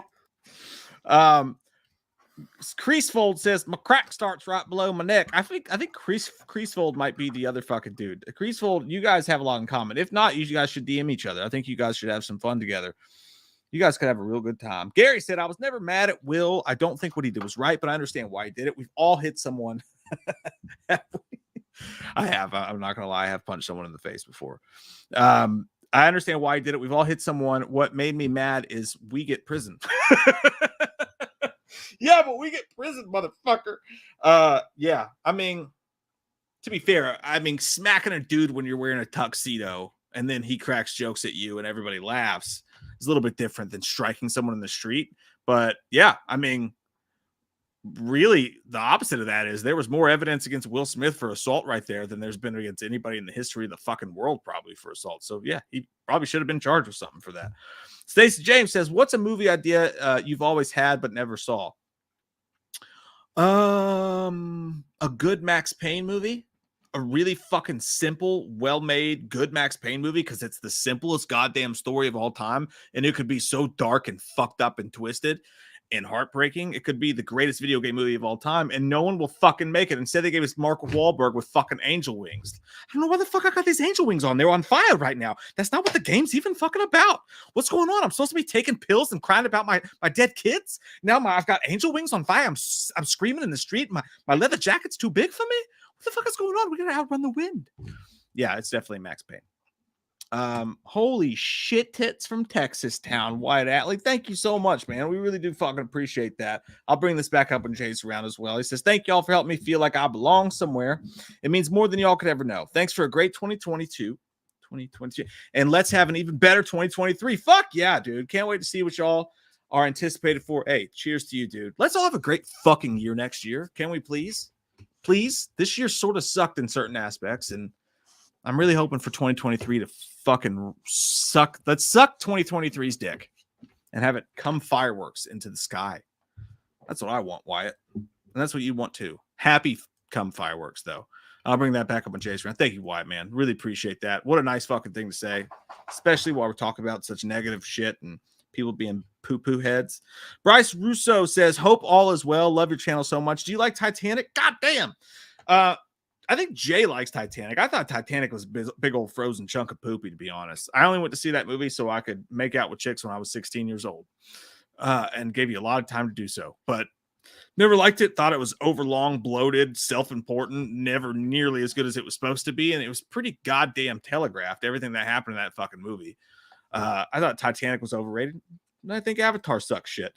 Dragon Soldier, thanks, buddy. Says, hey, guys, always great to catch you live. My most anticipated film of next year is Chris Stuckman's Shelby Oaks. Looks super spooky, and I can't wait. Hey, man, didn't make my top 15 that we're going to do tonight, but it's on my list of most anticipated. Very excited for Chris. I don't know him, never spoken to him. Commented back and forth a time or two on YouTube in different situations, but really cool to see a YouTuber going out and doing something like that. You know, we always back everybody who does like fan films and shit like that, but what he's doing is a little something different. You know, that's definitely a little something different, going out and making a fucking fully produced original story. I respect it. I respect the shit out of it, and I'm only a little jealous. But I hope it rules, man. I hope that guy just fucking kills it. I really do. Austin Salem says, hey fam, just wanted to say hi and happy new year. Happy new year, Austin. This is our last stream of the year, guys. So I just want to thank all you guys in here right now for Austin, myself, and Jay for hanging out with us tonight. It's a fun one, man. It's never going to be 2022 again, live on this channel at least. Tim C says, Amber International went ugly to drum up sympathy to us normal folks. Thank Christ it didn't work. Tim, I would agree with you, except for I still found her unfortunately attractive, even as she was being a soul-sucking beast of a human being. But maybe I have a thing for Rosamund Pike and Gone Girl. I don't know. That probably says something about me that I should look into or get checked out by a professional at some point in my future. Gary says, I love how they said we will do this for Cavill, Fisher, Gatto, Momoa, Affleck, but they never said anything about Miller. Yeah. Hey, let's leave Ezra out of this one, guys. Leave him out of the memo. The death memo. Oh, shit. That's a really good point. Dan Murphy. Lot of mercy. Says, Jay, cut Hollywood some slack. They sang us Imagine. That's true. You know, we should really be easier on them. When we were dying on ventilators across the globe, they sang a song from their mansions. And it was meant to mean something. And let's not forget that message tonight, as Billy Bush would say. I hope this time we all receive the message. Billy Bush from the Grab Him by the Pussy video that we saw. Ooh, one second. DJ Ira said, writing script for a vampire show. Could I send you a sample and get your thoughts on it? Would love for you to be showrunners. DJ, I appreciate that. I do. But we don't know shit about script writing at all. I've never written a fucking script in my life. Jay has not neither, at least as far as I know. And we would just give you bad advice. And people have sent us stuff before, and I always want to, I really, if I had my druthers, I would be able to like do all that shit and just give a friend's opinion.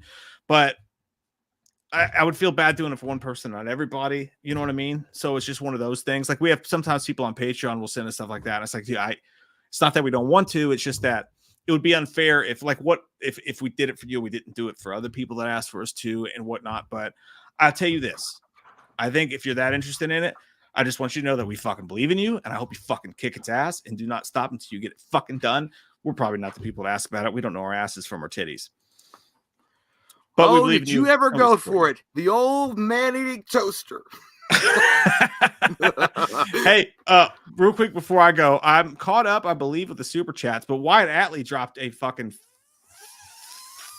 fat note. Fat cock bagel. Fat note. And like said that he said a very nice comment. I'm scrolling as fast as I can. There it is. He said something very sweet, as you can see here. And I just wanted to show you that and show you his wishes for us to have a great 2023 as well. Hey man, thank you, Wyatt. That's really sweet of you, man. Also, Bryce said, do you like Titanic? I don't, but you like Titanic because you're a James Cameron cum guzzler, aren't you? You know what? First off, James Cameron's cum tastes like Jolly Ranchers, so of course I'll drink it. On top of that, no, I don't. I like Titanic for the special effects at the time when I watched it. I thought it was really cool how they did that. I mean, if you watch the behind the scenes, they literally built a fucking Titanic to sink it. It was cool. I thought it was a decent ass storyline, but I mean, it's whatever. I don't know. I wasn't a huge. I didn't watch it over. Celine Dion, by the way, is a goddess, and I did love that song. My Heart Will Go On. Let's get out of here. It's a great song. Shut your fucking mouth. You cry at it too when you're drunk at Applebee's and alone. I'll be right back, slut. Go ahead and start with your list, and I'll catch up when I get back. Did you already do yours? I didn't do shit. I'll just do the first. Starting at 15.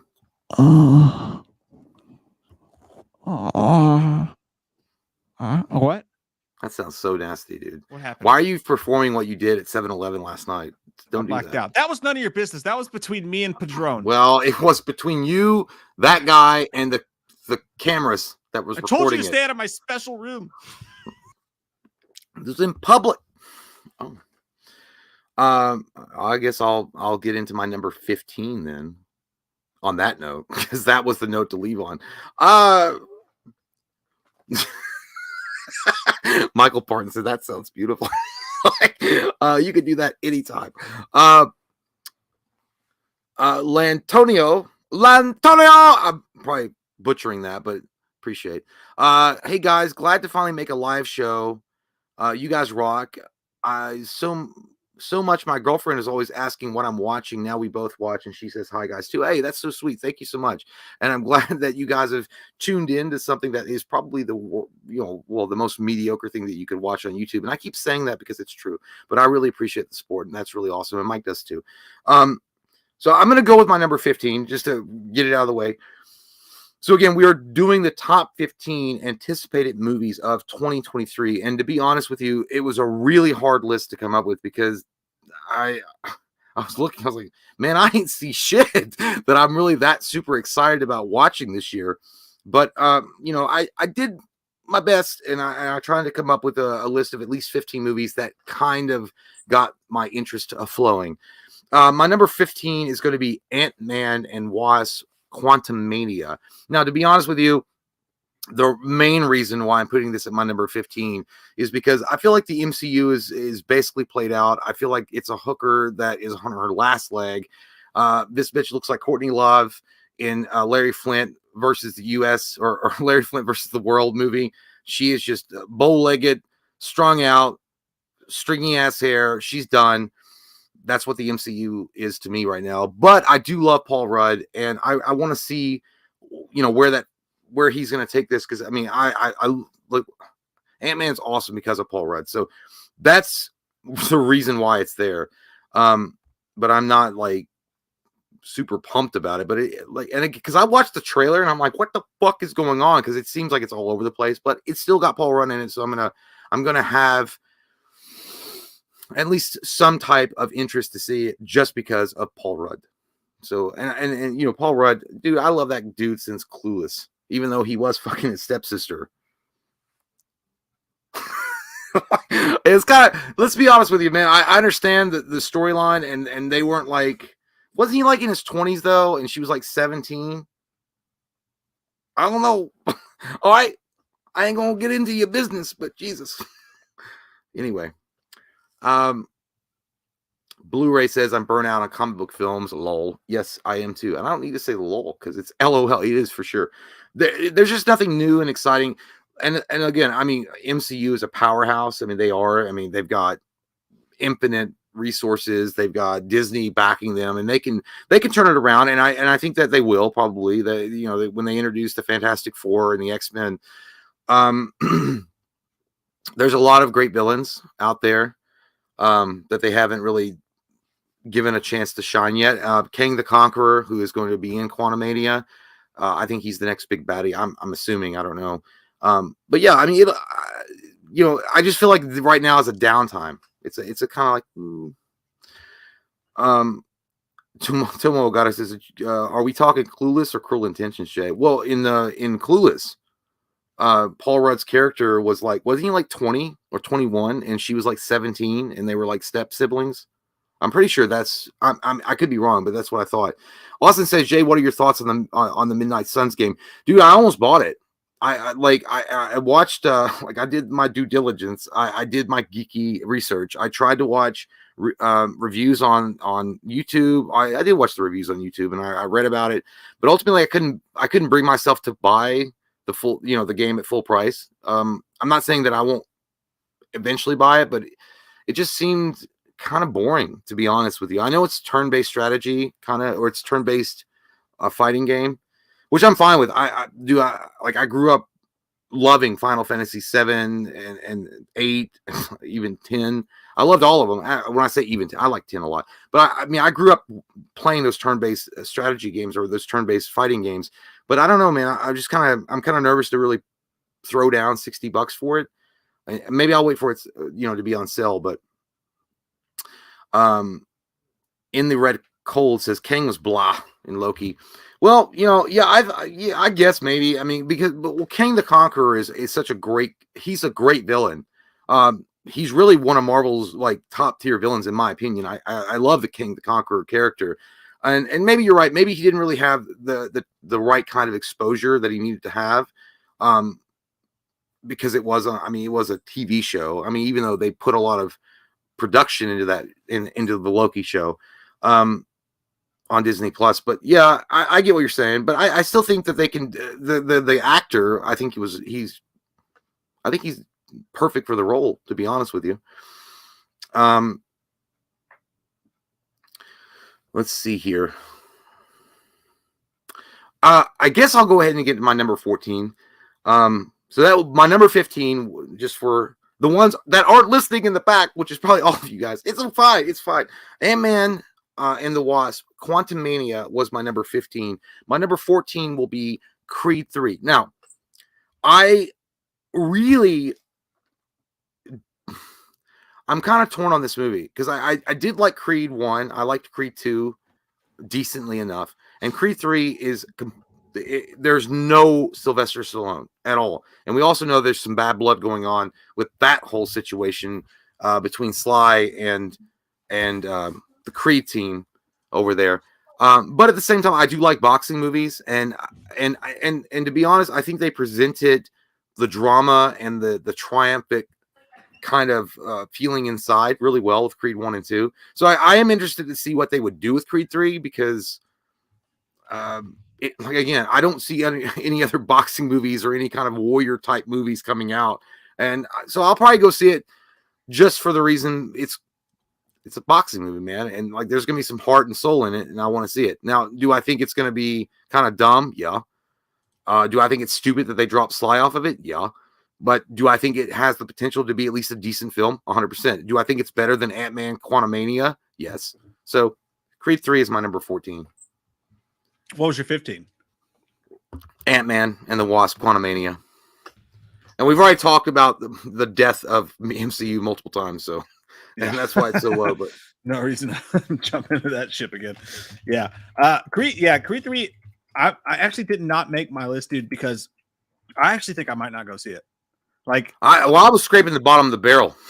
I was trying to, because I mentioned like 2023 feels fucking light on decent movies that I'm even interested in watching this year or this coming year. Yeah, I think honestly, man, I don't think I'm gonna go see it. I'm so fucking butthurt about the whole Sly thing and how they treated him with all that stuff that I'm just like, it just boggles my fucking butthole, you know? Are you gonna go storm fucking Lionsgate or whatever the fuck is putting it on? First I'm gonna start a petition that's not gonna do shit.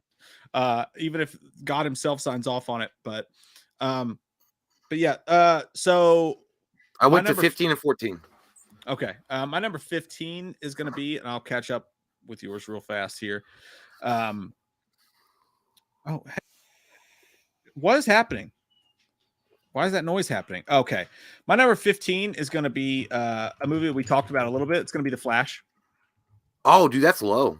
Yeah, it is low. And the reasoning for this is, oh shit, what am I doing? I'm trying to share this with you guys. Hang on one sec.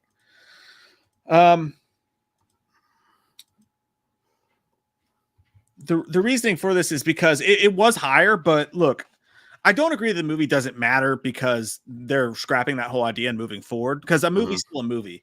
In most cases, like a movie as a standalone movie is a movie. It doesn't have to, I'm not into like, it doesn't matter if it doesn't quantify 8 other fucking movies or whatever.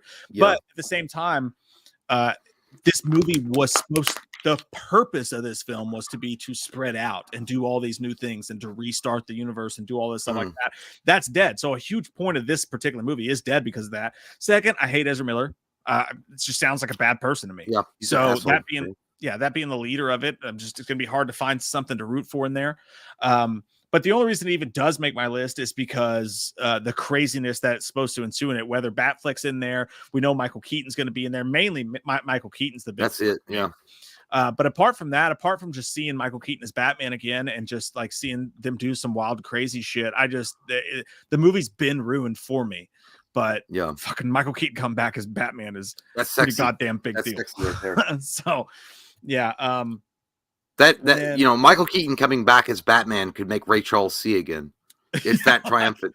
It's that big of a deal. Like, it's that big of a deal. God damn it, it's that big of a deal. We're gonna shit. I need my Keaton. We're totally gonna shit pants over it, dude. No doubt about it. And then my number 14 is gonna be MaXXXine. Maxi, Pat. I don't know what that is. Is that Mad Max's sister? I like how you have. Is there 3 X's in her name? Yeah, because it's. Oh, dude, it's like a porn. Max. Yes, it's partly about porn. I like partly about X. porn. Indeed. Woo. Yeah. No. It's the sequel to X. So Ty West came. Did you see Pearl or X? Did you see either of those? No, I saw. Is X the one with Vin Diesel? I'm thinking Triple X. No, I don't think I've seen it then. So X was a really good slasher movie, and then Pearl to me had the best performance of the year with Mia Goth in it, but it was a very Shining-ish type of like emotional breakdown to a character. And now they're going back and they're following up X with the sequel from Ty West, and it's gonna be called MaXXXine. And in X, it's about them like the early days of like porn, and like they go to this house to film this porn, and then like it's not a porn movie. Is Shannon Tweed in it? Or Tracy Lords?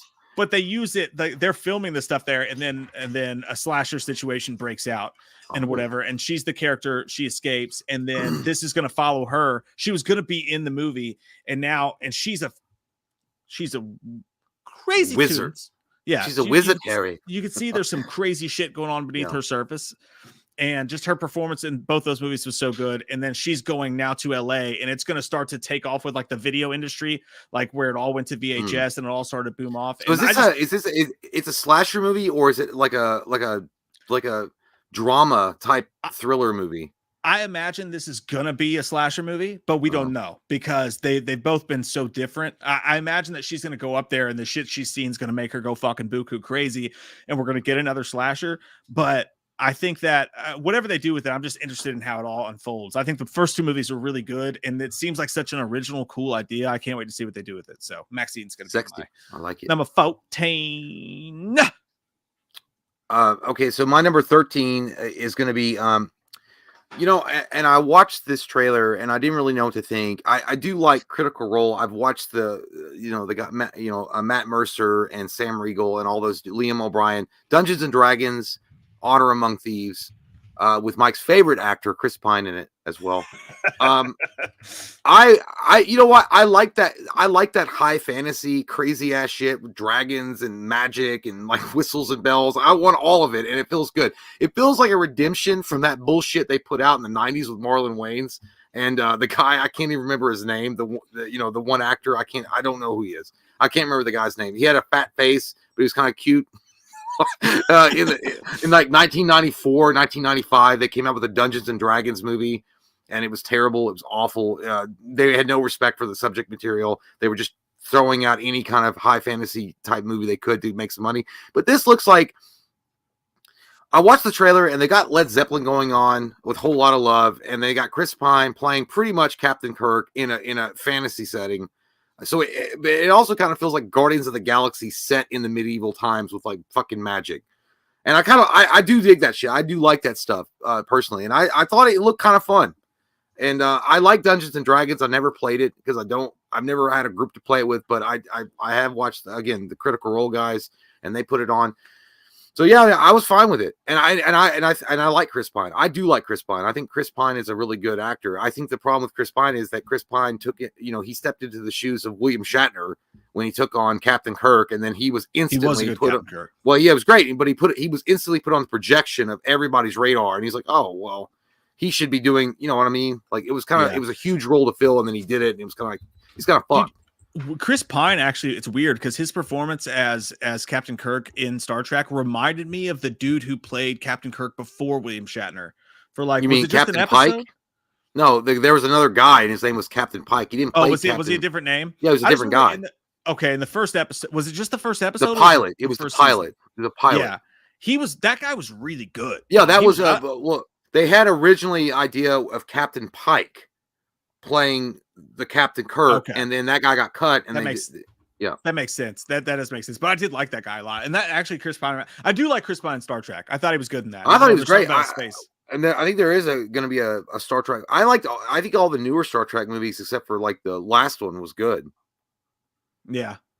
Yeah, I know that some people. Yeah, there was like 3 of them, weren't there? There were 3 because there was one with the cat lady.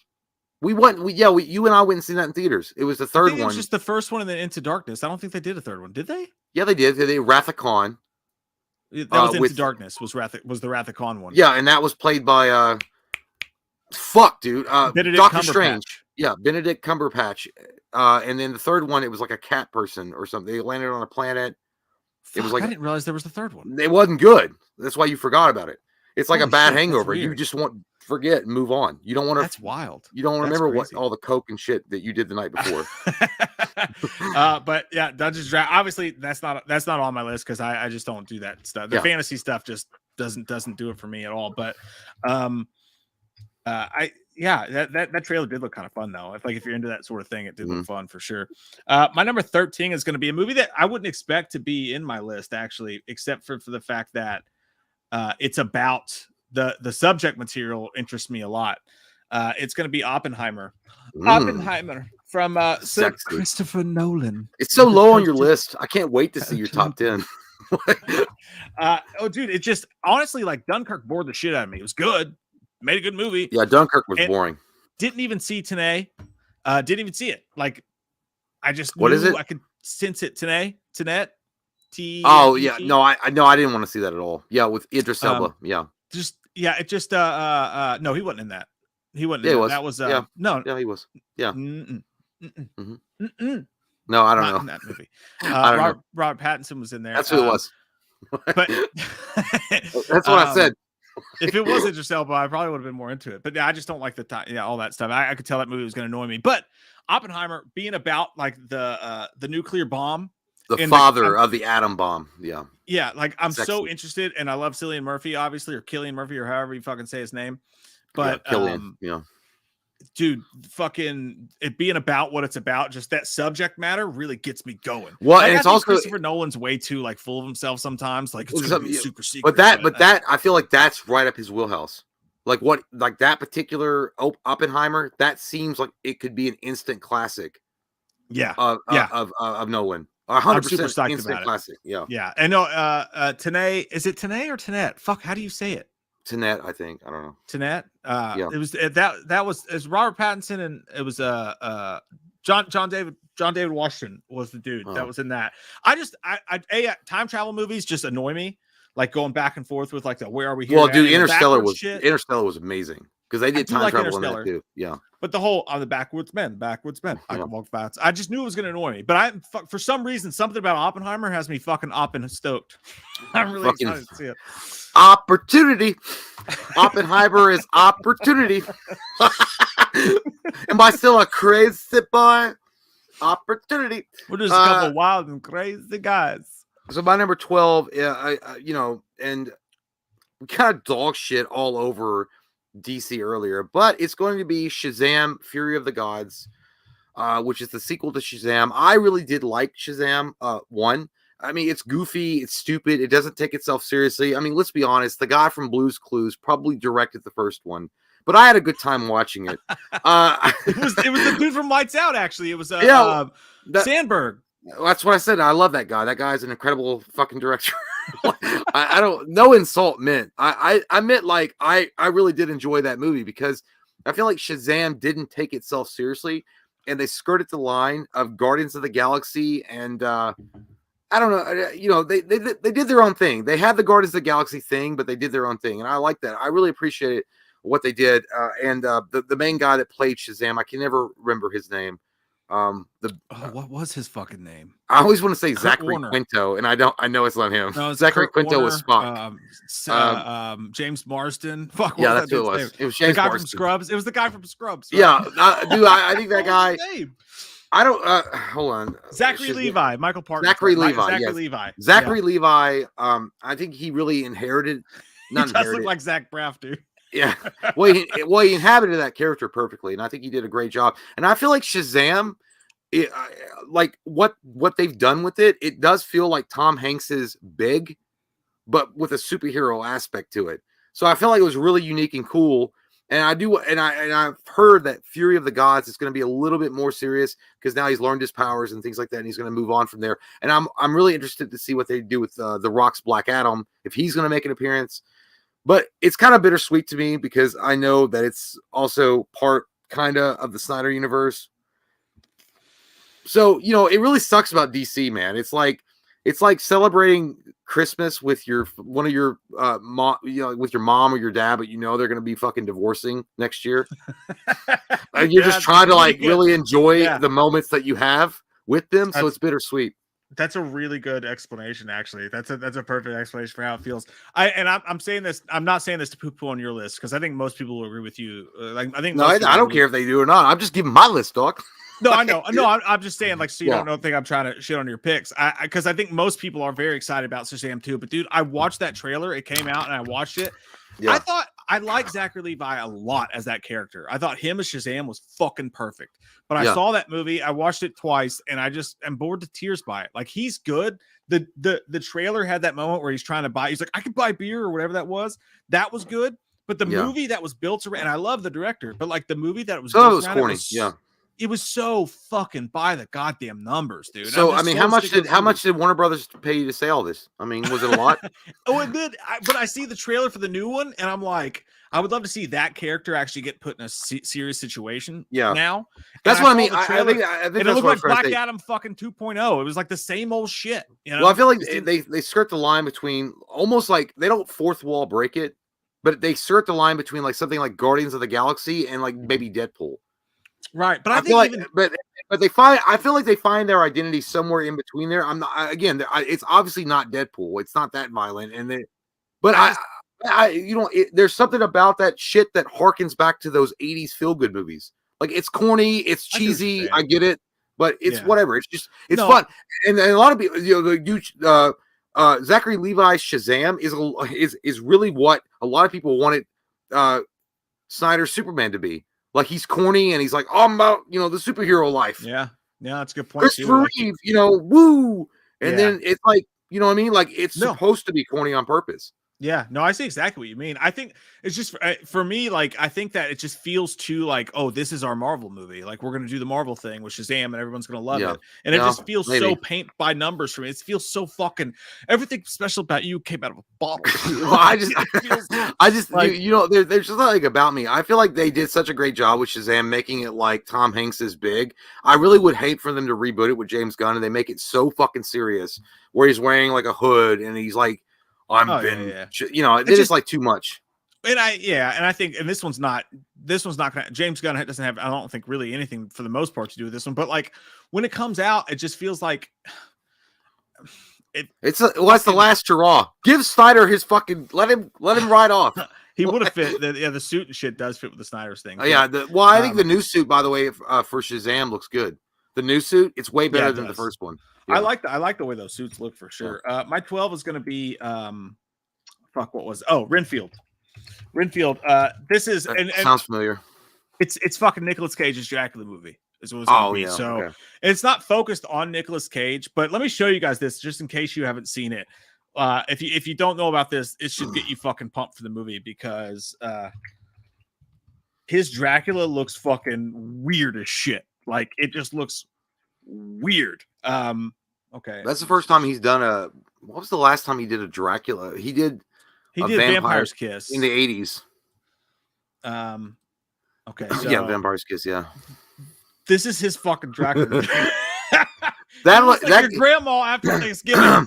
He looks like yeah, he does. He looks like your grandfather that just lost all their money playing slots in Reno. And this is him the next morning. And he was drinking his Get that shit away from me. It's so fucking, but it's cool though. Like it's really cool. Like it looks like Nicolas Cage just tired after a night in Vegas. Yeah, that's all it is. Yeah, that's all it is. Home.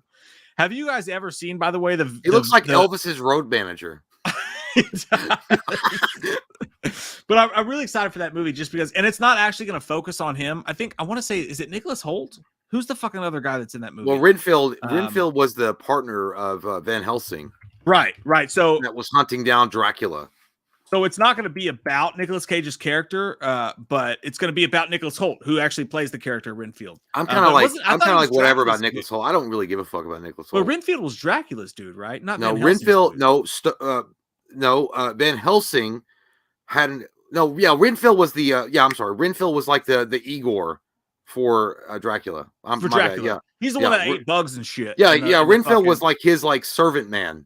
Right. Yeah. But like just to see Nicolas Cage chew that scenery and be Dracula and like do that, and I think Nicholas Holt's a really good actor. I think that's gonna be a fun ass movie. So I'm more like I might see the trailer for this and be like, okay, maybe it's not my most anticipated anymore. But like the idea of that Nicolas Cage being Dracula just fascinates the shit out of me. Well, it's perfect for him. I mean, I think that if they do it right, if they make it like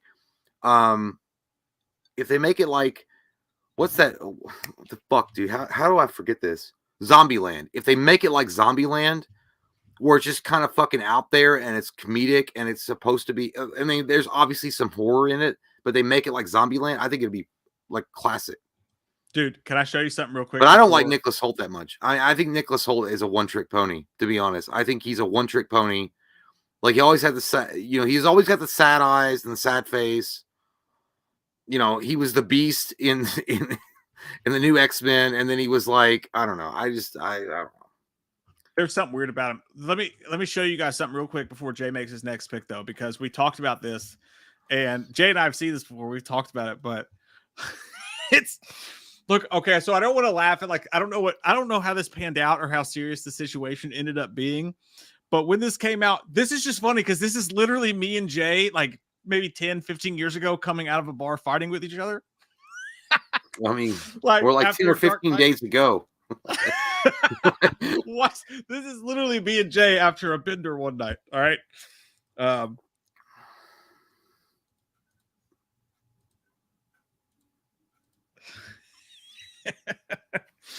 Okay, here we go. This is Nicolas Cage and Vince Neil outside of Vegas, by the way.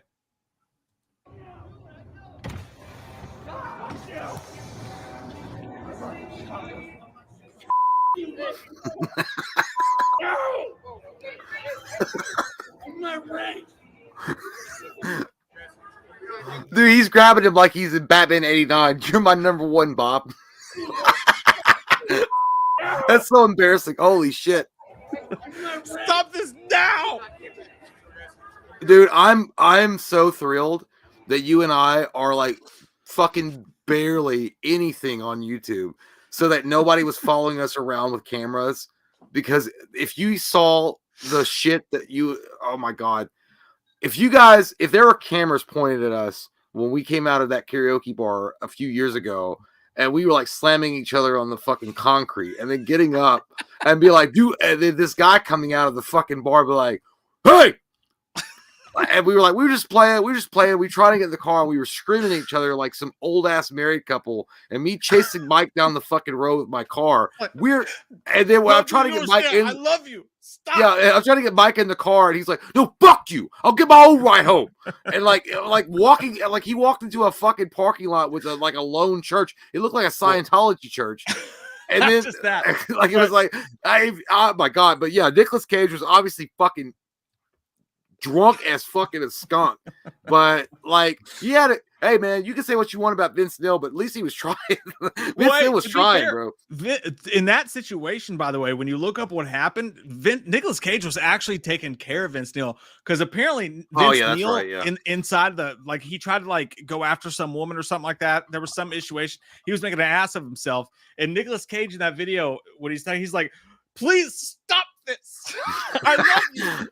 Dude, it's so weird. It's so trash. Well, it's just so weird to see. Like, it's like seeing like I don't know, like a superstar of baseball interacting with a superstar of basketball, and they're friends. It's just weird. Like, what the fuck? Like, you would never think that Vince Neil and Nicolas Cage were like tight. Yeah, it's just so. It's like the weirdest tag team ever. And I want to reiterate, we're not laughing at these folks or making fun of them. We're saying that has literally been me and Jay at several 12 to 13 or 12, 19 times. That's been us outside yeah, of dude. I mean, we have a record for it. I mean, no doubt. Nobody's going to touch our fucking championship belt. But I am making fun of them because we've been there before. So, no, I mean, Nessa, it's fine. Seeing our past, Nessa. Seeing our past. No, it was past. I mean, we've done that before. You all don't even know. That shit was tamed compared to some of our shits. That shit's tamed. Thank God. Like, again, we're nobodies that TMZ wouldn't give a fuck about us. So, like, if we were like that big, shit, man, TMZ would run that story every year in anniversary of the Mike and Jay incident. Yeah, that's just us in my garage last Tuesday. Yeah, that's like every other fucking April week. And Katie are like, Jesus Christ, the Kitten guys, come on. I can't believe that they didn't just leave us and become gay and say fuck them. I don't want anything to do with men anymore. Anyway, what's so we're on your number 11 is where we're at. My number 11 is going to be I just wait. Okay, so like it kind of goes against the point I was making earlier, but I do want to see it. Guardians of the Galaxy Volume 3. It's, in my opinion, it's Chris Pratt's last ride in the MCU. I don't think he's coming back after Guardians of the Galaxy Volume 3. I think that MCU is shit. I do. I feel like they've run their course. I think that they've run a formula that tastes like goddamn dandruff now. It tastes salty and disappointing. But I do feel like Chris Pratt. I love Chris Pratt, dude, and I loved him in this role as Star-Lord. I want to see it just because it's the last time I think that we're ever going to see Chris Pratt as Star-Lord. I mean, he might show up a little bit in like, you know, but look, you know, nobody likes him apparently in the MCU anymore. Like apparently he's unpopular, so I don't think he's going to come back after this. But I would like to see it. Just because I want to see his last hurrah. And it does feel like if you watch the trailer, you know how trailers give away a lot of the plot? I feel like this gives a fuck ton away in the plot. I feel like you already know. It feels like that it's all building toward that ultimate end. Like Star-Lord stepping down or leaving or maybe half the team dying or going on their own separate ways. I kind of like it. It's like the fucking Beatles' last tour. I'm going to watch it. I shouldn't because they're over the hill and they're done. But I'm going to go and pay the money to see them. I honestly, you should, if you haven't watched it yet, the Guardians of the Galaxy Christmas special was fucking adorable. It was so good. No, it's on Disney Plus. It was well. So you have kids. You good. can make up a reason why you had to watch it. I won't. I don't have that reason. Oh, dude, the song that comes along with it. I don't know what Christmas is. No, see, but I wish I had knocked out a couple kids or two. Not knocked them out, but popped them out. Like, and then I could be like, hey, I watched that Christmas special, bro. It was great because my kids wanted to watch it, not because I wanted to watch it, not because of me. Yeah, no, it was really good. And honestly, I agree with you too. Like, I fucking love Chris Pratt. Like, I think him as Star-Lord's still great to me. And that I'm very excited to see that one too. Really, it's one of the few Marvel projects upcoming. Well, I feel like that's one of the few. Well, I'm not saying that it's not one of the few, but it's one of the more unique movies that Marvel made.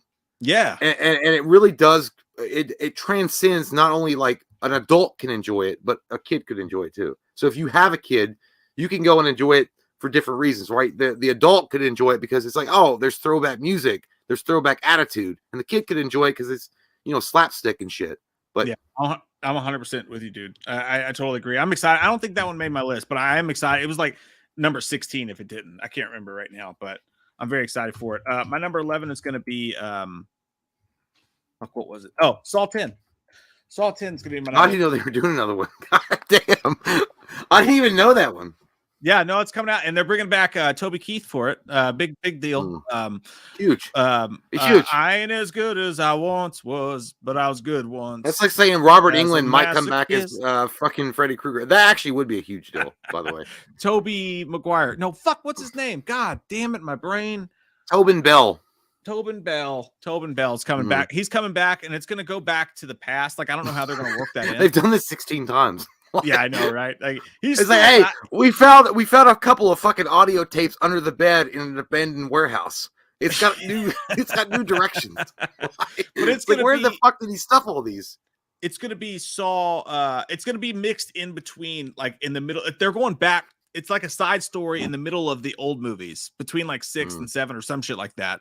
So they got one of the old guys who did one of the old Saw movies come back and do it. They're bringing him back, and it's gonna be sort of a prequel, but like in the middle of the franchise that they're doing it. And look, so confusing. Is it going to be good? I don't fucking know. It could be garbage juice from Texas, but I know this: when a Saw movie comes out on Halloween, I get excited in my drawers, and I'm going to watch it, and it's going to be a big deal. And I hope to God it's good, and I'm excited for it. So yeah. Well, you have to, Mister. I mean, yeah, I feel the same way. I don't. It's like a love-hate relationship with Saw. Like, Saw is bad for you. Like, it's probably got Hep C and some type of sexual disease, but you're still going to take the chance. You're going to take the chance and going to sleep with this woman in the Motel 6. Yeah.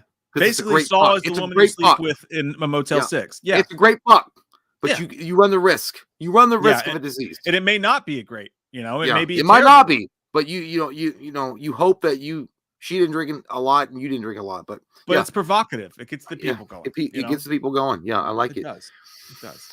So my number 10 is going to be, and I know people are going to be like, "What the fuck, Jay? Shit, what fuck, dude, bruh? What'd you do?" Scream 6. Scream 6. Well, it made my listen. All right, to be you like it, you do. Tell me, Richard, that you like it. I feel like someone representing the NWA in rap, and I'm going into a No Limit Soldiers fucking headquarters and talking about how I need respect. No, all right, listen. Scream 6. I saw the trailer. Yeah, I saw the trailer. I like Scream 5. I was pleasantly surprised. With Scream 5, I thought they did a good job with Scream 5, but I think Scream 3 was turd. I think Scream 4 was with a turd with nuggets, and I like Scream 5, but Scream 6. Big difference between turd. With the nuggets. Yeah, with the nougat is with Scream 4. Baby. So at least there was a golden line. There was a silver lining. It had nougat in it. So Scream 5 was good unexpectedly. Scream 6. Listen, I watched the trailer. I got to be honest. Look, I feel like it's a copy and paste of Scream 2 on the subway. Everybody's wearing masks. They're doing the thing, and then she gets stabbed. It felt like the same theater sequence. None of that happened in Scream 2. They happened in the very beginning with Scream 2 in the theater sequence when they're all wearing masks watching stab. Subway. Oh yeah, they changed the vehicle in which you get stabbed. Instead of a fucking theater, now it's a subway. But it feels like the same. It just feels like someone's like, "Hey, bro, I got an idea. It's original. What's that? You remember that scene in Scream 2 when she gets stabbed in the theater because everybody's wearing stab masks? What if we do that in the subway, though?" That's on purpose, bro. In the first one, they replicated Scream a little bit, and this one, maybe they're replicating Scream. How about you just fucking don't do it that way at all and just come up with your own thing? I mean, God, it's like being Elvis, except Elvis was the king. And I'm just the queen. Yeah, you bastards. Ha, bloody ha. Bastards. Yeah, you guys got to watch Rockstar if you guys don't know what we're talking about there. But anyway, I still was intrigued. Just keep your dick away from me. Oh, that's bloody brilliant, mate. Bloody brilliant. But no, honestly, I like Scream 5. I didn't think I was going to like it. I waited to stream it. I think I streamed it. I might have rented it, but I watched it and I was shocked. They did a good job with it. They had a good cast. They told a good story. I thought the ghost thing with Skeet was kind of like fucking magic. Look at the magic. Oh, it's magic. Oh, it's magic, like in Ghostbusters. But I was like, all right, cool. We'll have that. We can have that. But it was still overall well done, to the point where I was shocked how much I enjoyed it. So Scream 6 is, I think, fair to be number 10. There's not a lot of shit coming out. And again, I do like the fact that horror is surviving. It's fun. Just tell me you love me, Mac. No, I will never say that because, listen, you gave me STDs. That's what Scream did to me. But no, it's my number 10. Okay. All right. I like it. Hang on. I got to do this. And I feel like you think that I'm being hard on you fans of Scream. I'm not. I'm just telling you how I feel. You love me, Richard. Don't lie. You need to quit your shit. Don't lie to me, Richard. You want to fuck? Okay, I will. I mean, I'll do it. Yeah, my number 10 is kind of embarrassing, actually. Now that I do it, it's kind of embarrassing. Is it fucking Disney? Is it Little Mermaid? No. It's just, this was way lower initially, and then I don't know, maybe I was drinking. I don't know what happened, but my number 10 is going to be Expendables 4. Dude, I saw that. That didn't make my list, but I don't think that's like embarrassing. I would have put it. I forgot all about it, and then I was like, nah.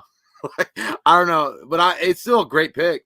It would have been higher on my list had I not heard something that I heard when there was an interview Stallone was doing about how they fucked him on Creed 3 and with all the stuff they're doing with the Rocky franchise, and he mentioned, they were like, so how's Expendables 4 going? And he was like, oh, it's going good. He was like, it's pretty much Jason Statham. The way you're trying to do Sly, though, he sounds like Humpty Dumpty. Yeah, it's going good. Dude, I had the worst fucking Sly for a while. Yeah.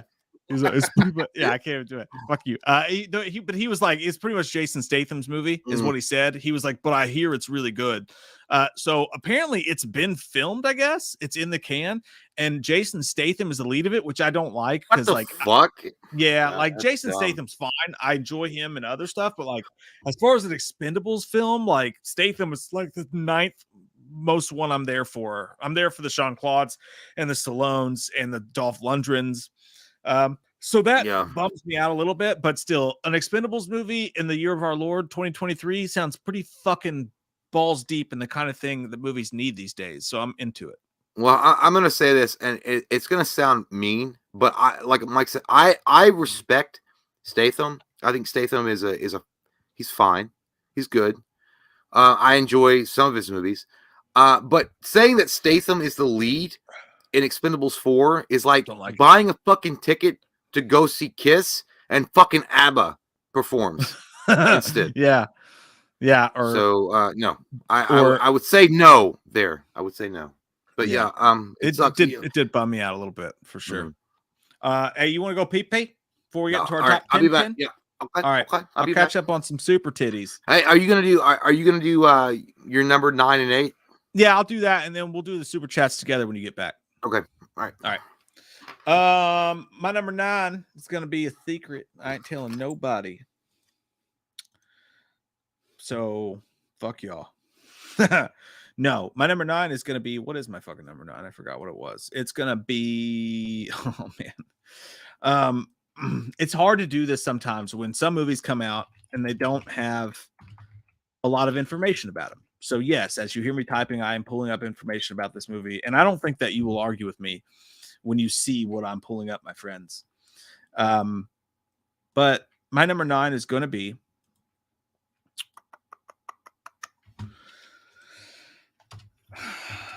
Killers of Flower Moon. Now, this is a new porn, and they're going to bring out this whole new smell-o-vision thing where you can actually smell the cum.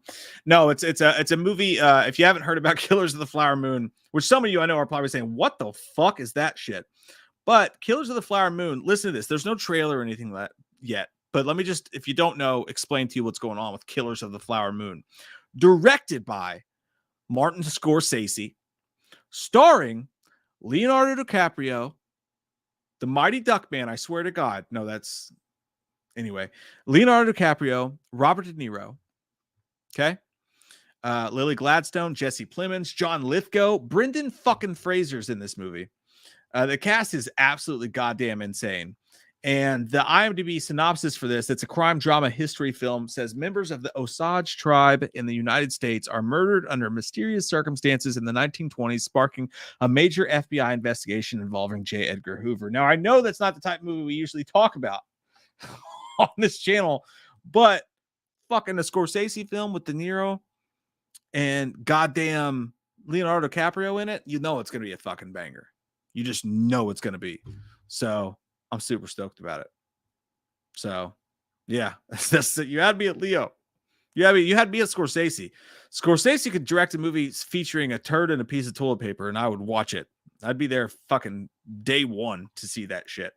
So I know that's not our typical thing, but goddamn, am I not excited for fucking Killers of the Flower Moon? I hope we get a trailer for it soon. I really do. My number 8 is going to be... I forgot, so I'm gonna have to look it up. Okay, here we go. Oh, nope. Here it comes. Wait for it now. Watch yourself. Take a bath. Wash yourself. My number 8 is going to be A Knock at the Cabin. Knock at the Cabin. This movie stars David Bautista, and it's based on, I think, Paul Tremblay, maybe Jacob Tremblay. I get him confused with the actor or whatever. But A Knock at the Cabin, I fucking unabashedly and unashamedly love me some fucking M. Night Shyamalan. Look, I know people hate him, but I think he gets some unfair hate. That motherfucker steps up there and Mark McGuire swings his ass off at every bat at the plate he gets. And for better or worse, and a lot more often he hits than not when you compare him to somebody else who takes swings like Rob Zombie.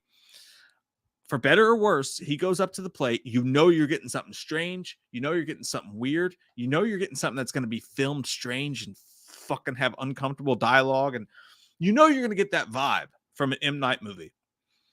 And I just love M. Night Shyamalan. And that trailer looked badass. If you guys haven't seen the trailer, Dave Bautista, who, by the way, somebody just came out and they said that, I don't remember who it was, but they said they thought Dave Bautista was the greatest wrestler turned actor of all time. The greatest actor who used to be a wrestler of all time. And at first you go, oh, shut the fuck. And then you realize what wrestlers have become actors. And you're talking about Hulk Hogan. Okay, not him. The Rock. It's getting a little sketchy these days. And then who else? I mean, Roddy Piper was fucking great and They Live. But who else? What? And then you look at Dave Bautista, how good he's been in Knives Out, how good he's been in Guardians. He paid his dues. He did his fucking weird movies that all the wrestlers do. There was a typical movie where big guy taking care of a little girl that they did. They did the same thing with Vin Diesel, like the Swan movie or whatever. He did that movie. He did a couple Netflix films. But Dave Bautista, when you look at his performances, you're like, go be fucking right. These shoes might be fucking right. The Rock's had his moments, but John Cena's had his moments too. Peacekeeper being the most recent thing he's did. He's definitely in the argument. You guys are right. Good call out on that. Mizzy and Courtney and JT. John Cena's been great, but he's been funny great. I think Batista might have that extra little bit of not just funny, but maybe it really, I don't know, John Cena showed some stuff too. So I don't know, it's hard to tell. But I do think that Batista's in that argument. It's at least a valid argument to make. And so he's in the movie. And if you guys haven't seen it, he just showed there's these two dudes and they have their daughter and they're in a cabin. They're having the best time. And then Batista and these two weird strangers type fucks that look like Heaven's Gate motherfuckers show up. And he's like, hey, I really hate what I'm going to have to do today. Really pissed about it. I was having a nice Tuesday. I was going to go to Bed Bath and Beyond, but God spoke to me and told me that I need to come here and do something fucking awful to you. And it's creepy as shit. So I'm really looking forward to that. Hey! Oh, I gotta unmute you. Have you seen the trailer for A Knock at the Cabin? M. Night Shyamalan's new movie? Yeah, I did. That actually looks really good, and I totally fucking forgot about it, and it would have made my top 15, but it did not because now you just reminded me about it. I actually want to see that movie. Yeah, it I'm does a whore. Look good. It does. Good. I do like that. It might be a return to form, so to speak, for M. Night Shyamalan. Hey, quick, tell me your number 9. I'll type it down and then I'll pop out real quick. And then when I come back, John Wick 4. Oh yeah, that's a fucking good one, man. We gotta get on John Wick. That's a good one, mate. Why don't you stick a finger in me bum and call even quits? A fucking pencil. Yeah, so it's gonna be John Wick 4, my sexy friends. I gotta be honest, I don't know if I've seen John Wick 3, but I love John Wick 1 and 2. I might have seen John Wick 3 though. I can't remember. But John Wick, man, there's something about that movie, the series, I guess I should say now, that is just really it draws you in, man. It's cool as shit.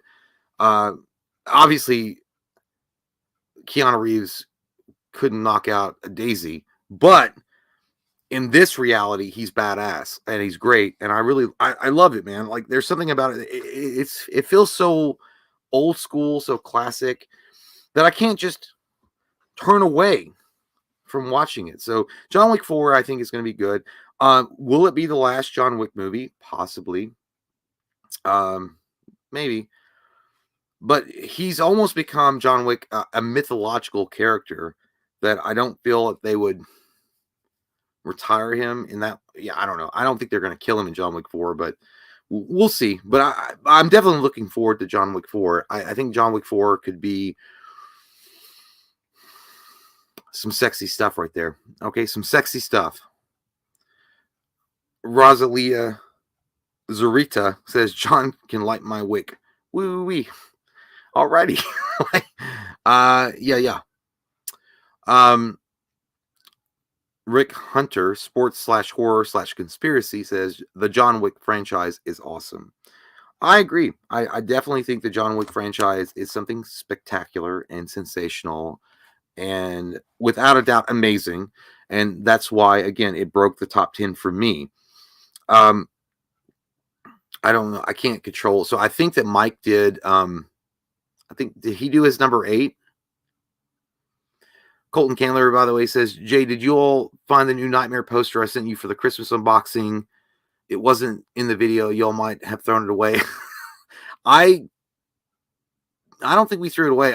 If it's not in the video, Mike might have found it afterwards. We don't ever throw anything away after we film an unboxing, so it's possible that we found it. I'm not, but that's awesome if you sent that. Holy shit, I would love to have a new Nightmare. Oh, all right. I can't control this, but 69 Mega says, find love in your town today. Yeah, fuck yeah, man. Whatever hooker you need. 69 Mega. Holy shit. Hi, horror guy. Michael Parton says, I hope they delay the Nun 2 in favor of Salem's Lot. I forgot about Salem's Lot. Yeah, that would be good. Clinton says Constantine 2 is greenlit. I saw that. Yeah, I actually am stoked about that because I know that Constantine with Keanu wasn't great. I understand. I mean, it wasn't in line with what people were expecting from DC Vertigo as far as the character of John Constantine. But I feel like they did a great job. I mean, I really liked Keanu Reeves in that role, and I think he did a really spectacular job. And I even like Shia LaBeouf in his role as Chaz or Chase, or I think it was Chaz. But I liked everything about it, man, to be honest with you. But I'm happy about that. I'm happy about that. JT Custom says, hey, Jay, what do you think about Bill Skarsgård as Eric Draven in the Crow reboot releasing next year? It's a loaded question, JT, because I think that for me, The Crow is a near, if not a perfect movie. I don't think you can ever replace Brandon Lee. You can never replace that storyline. The acting of not just Brandon Lee, but Ernie Hudson and the supporting cast.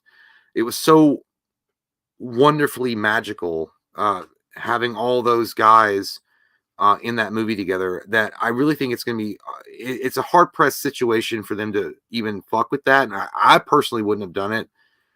But I mean, Skarsgård fits like he could be. I could see him. The physicality, I would say, is there for him to play Eric Draven. But I don't know if it, because of the way the world, not the world, well, I guess so. The way the sensibilities of the world is now, I mean, how they manage that story and what they do with that story and how they tell that story could be radically different from what they originally put out in the 90s, in the mid 90s with Brandon Lee's The Crow. I mean, I would say just leave the memories alone, as the song goes in Fuel. Leave the memories alone. I'm not going to try to sing it, but you know what I mean? I feel like it's a perfect movie. The Crow is a perfect movie, and I just don't feel like it needs to be remade. I mean, it would be the same way if people are like, oh, what do you think about Back to the Future remake? I'd be like, what the fuck is going on? I mean, what crystal pipe did they smoke today? They're going to put it in a Tesla and it's going to go back in time. Fuck that. Like, just come up with some new shit, man. Like, I wish that we could all go back to the 80s and even the 90s in some regard. And those creators and those writers come up with some good ideas, man. Like, let's like do our own thing and come up with some cool shit. But no, it's always like, let's remake and reboot and do all this shit. I mean, I don't know, man. I think that Skarsgård is a good actor, but and he does fit the physicality role of Eric Draven as far as like how they're going to present it on film. I'm assuming they're going to try to at least emulate some of what the original Crow did. But at the same time, why though? Like that's always the question when I see a remake like that, The Crow. Why? Why do you need a fucking reboot? Like, unless you're trying to do like a franchise with it, why? I mean, let's be honest. Like, The Crow 1 and 2 were good. City of Angels was actually really well done. I like City of Angels. The third one sucked butt, and the fourth one was like a fucking dirty ass bloody tampon left in the trash can that you accidentally, like, it gets knocked over and you step on as you're making your way out of the bathroom, and then you walk around all night in the club with it. But I'm saying, like, why would you need to remake that movie? I don't know. But I didn't get any super chats. All I got to was my number 9 was John Wick 4. Oh, so okay. No, but I'll rush through this because we don't want to like sit here and bore you guys for 5 hours. But yeah, grab number 8 is going to be The Exorcist remake. David Gordon Green. Again, I'm very nervous about putting this so high on my list, but I feel like David Gordon Green did a really good job with, at least for me, Halloween 2018 and Halloween Kills. I think he did a great job reviving that franchise from the fuck that Rob Zombie put it through with his, rebellious, I'm a teenager and fuck you, dad attitude that he had with Halloween 2, my opinion. But so I'm interested. But again, it goes back to the same thing, and I kind of seem like a hypocrite here. The Exorcist is perfectly well done. The Exorcist, the original Exorcist, is a perfect movie. In every fucking regard, right? You don't need to remake it. There's nothing new I can learn from it if you reboot it and remake it. You can update it, fine. It is, by the way, a requel, so it's not technically a remake, but they're going to pick up from the events of the first movie and do a requel. Yeah, I know, but saying requel to me is like saying it's not chewing gum, it's bubble gum.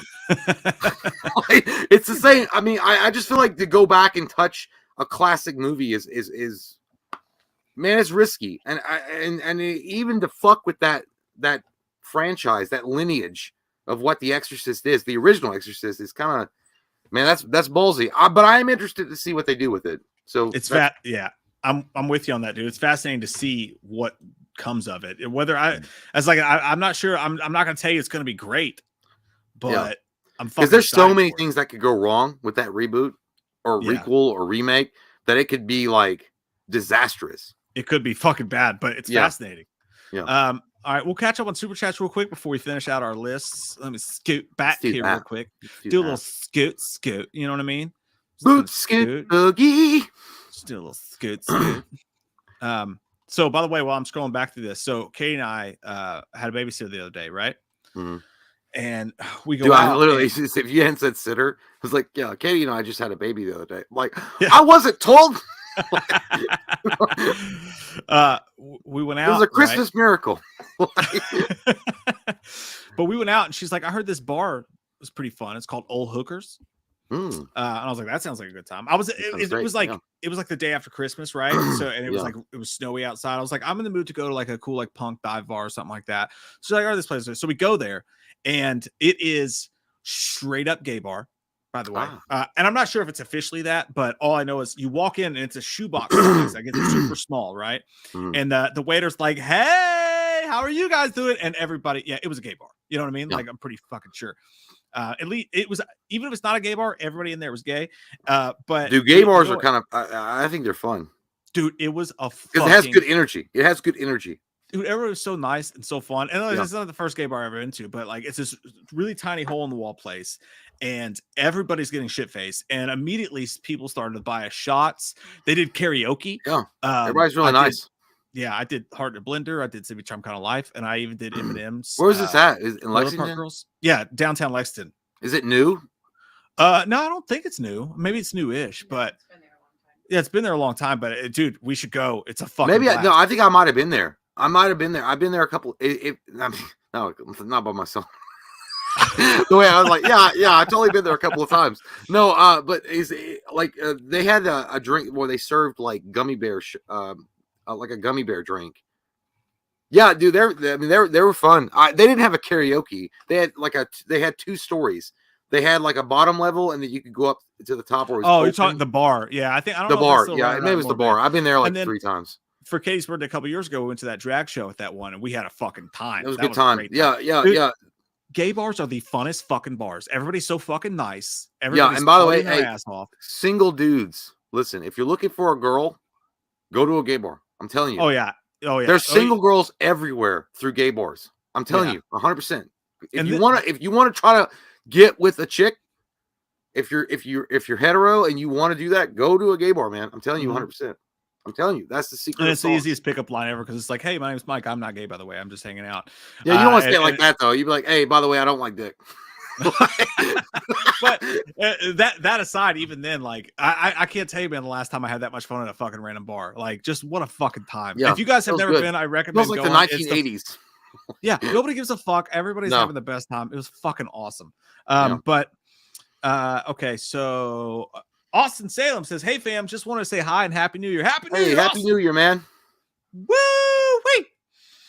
Tim C, thanks, man. Appreciate that. It's very sweet of you. Says Amber intentionally went ugly to drum up sympathy to us normal folks. Thank Christ it didn't work. Yeah, man. I agree. Attractive, but I'm messed up in the head, I guess. No, man. No, Tim C is correcto, and thank you so much, Tim C. Yeah, watching that entire trial, you can see it's literally like she was trying to do a fucking role for a movie, and then it wasn't working. Like her audition kept sucking, and her lawyers were like, "Hey, get it down, be a normal person, let go of the ego, try to be ugly, do that." And then, but it was so odd. Dude, she's so like egocentric and so full of herself, and she thought she was such like a Demi Moore actress that she could get on stand and be like homely looking, and everybody buy her shit, and they were like, "No, man, your shit stinks. Yeah, your dog stepped on a bee." That's what she did as a child. She's like, "My dog stepped on a bee." Oh, This is like shit show. This is like a bitch coming drunk and we're like trying to do Shakespeare on stage. They're like, "Hey, here's your lines," and like, "Thou shalt not go down that road." Dude, I forgot. By the way, that's I think part of the reason I was trying to tell that story. I'm veering off track again, but that place, they had a heater out. You know those smoke. Oh yeah, I love those things. Yeah, it's like an umbrella above it. Yeah, and like we went outside to smoke. I said, "Oh, they're the heater towers." Yeah, yeah. I told the bartender, I was like, hey man, we're going out to smoke. And he's like, oh, is that what you call it? He's like, call me later. I'll come sit on someone's face. Like, but I went outside. I was like, hey, does this work? And he was like, no. He's like, it works. He's like, but I don't know how to fix it. It's got a propane thing inside of it. He's like, I have the propane. I just don't know how to fix it. And Katie and I looked at it, and I was like, oh, it's just you just tie it in. So I went inside, and I was like, hey, I can fix that if you have the thing. And he was like, okay, here you go. And he gave me the propane tank. And as I was carrying it outside, another one do it. This dude at the bar went, yeah, fix it, daddy. I was like, that guy over there has got my back, and my wife has never had my back. Appreciate you, Beth. No, that dude ended up did Tim Allen, the tool man. I can fix that. I laughed my ass off. I was like, no, dude, I can't fix shit. I just know how to tie the thing. But it was the guy bought us a lemon drop shot. Have you ever had a key lime shot, by the way? It sounds gross. It's like milk. This fucking dude, they're amazing. Anyways, no, dude, okay. But that's like, it reminds me of like, I don't know what's wrong with this like flashlight. I keep on trying to turn it on, but it's like no lights coming out. I'm like, did you check the batteries? No, you know what? I didn't. No. Yeah, but I mean, by the way, I'm just saying, like, that's like, but it's always a simple thing that someone overlooks. But yeah, it's kind of like that. But yeah, it's cool, man. What fucking time, man. What time? Yes, please. Thank you. But Gary says, I love how they said we will do this for Cavill, Fisher, Gatto, Momoa, Affleck, but they never said anything about Miller. Yeah, they left that shit out. Like, Ezra is a black eye for that movement, because Ezra Miller, you can't defend that fucker really any further than they tried to do. I'm so excited off the sugar juice from the soda pop that we've been through these super chats. I already went through them twice. Matt Boyle said you can't triple step. You can't triple step a double step. You can't triple step a double step. Dude, Matt Boyle looks like he just got out of the meeting with Vince McMahon, and there was no way he was going to get over. So he's like, I'm going to make your life miserable then for the fucking contract that I have left. I love it. He looks like a wrestler, dude. I like that. He looks like the guitar player for Newfound Glory. Kinda. For sure. Love you, Matt. Thank you, man. Project Deadeye says, signed in, senior faces, quickest chub ever. I'm hard. Hey, all right. I like that. Okay, well, it's fine. Very hard right now. Now that you said that, and you threw $2 at us, I got a fucking chubby for you. Makes it even harder. It's fine. Make me grew to new Lantonio! Hey, guys. Glad to finally make a live show. You guys rock! So much. My girlfriend that we've done this. This is old. No, I didn't read that one. Yeah, dude, I read it. What? I read this one. I read this one when you were gone. Thanks, Lantonio. Lantonio. I gave you an extra scoop of goodness.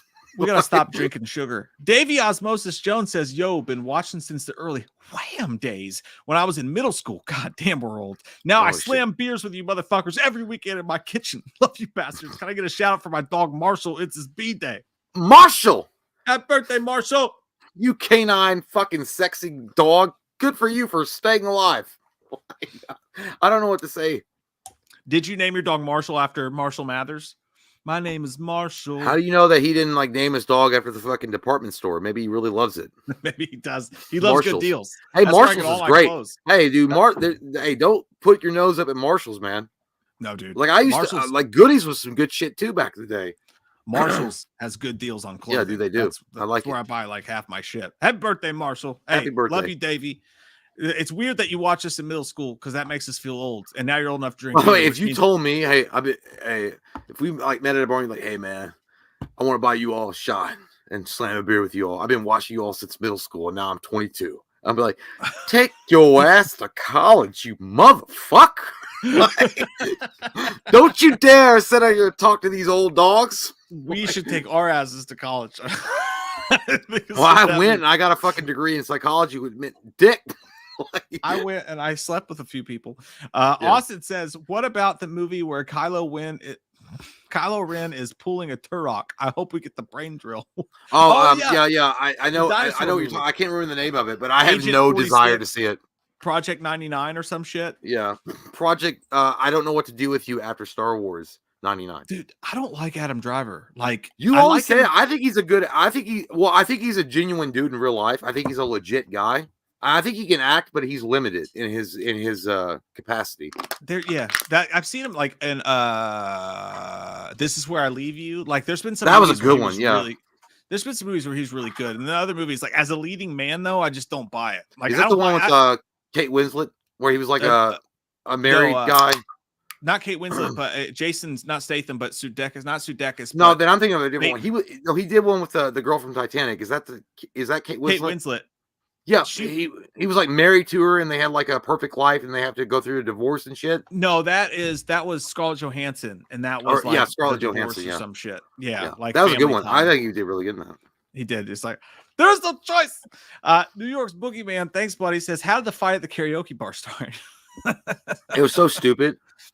It was dumb. It was so fucking dumb because we were both drunk. But there was two girls. I was like trying to get with one, and Mike was trying to play the wingman, and he was like trying to entertain her while I was fucking there. And then I opened the door up, and they were coming out, and then Mike was coming in from behind, not like gay, but he was coming in behind me. And then Mike said something, and I was like, "Don't show off." I was like, or I don't know what I said. I was like, "You don't have to show off," or something. I don't know what I said. It was something along those lines, though. And then, and then Mike, and then they left. They went in their own car and they left. And then Mike was like, "What the fuck you mean? Don't it got to that point. He was like, "Well, you're gonna burst me in front of girl." Like it was like that. And then we kind of got heated because he was yelling at me, I was yelling at him, and I wasn't trying to say, not like don't show off. Like I was trying to be like mean about it. I was saying it like nothing made like sense. A joke. No, yeah, I was saying like a joke. Like I was trying to be funny about it, not like, "Oh, you're trying to show off to be cool." I was just trying to say like, "Don't show off," like a joke. And then I was drunk, so I said it wrong, and it came out wrong. The tone came out wrong, I guess. I don't know. And then we fucking got mad, and then we were like yelling at each other in the goddamn fucking streets, like we're in Philadelphia. And we're gonna throw it. We got in the car, and it was like, something like, "I'll knock you fucking out right now." "We'll do it then." "All right, fine, I will. Get out. You get out." "Fine, I'll get out." Yeah. It's like, we didn't want to get out. We didn't want to hurt each other. Like it really didn't do a point where it was like no blood was drawn.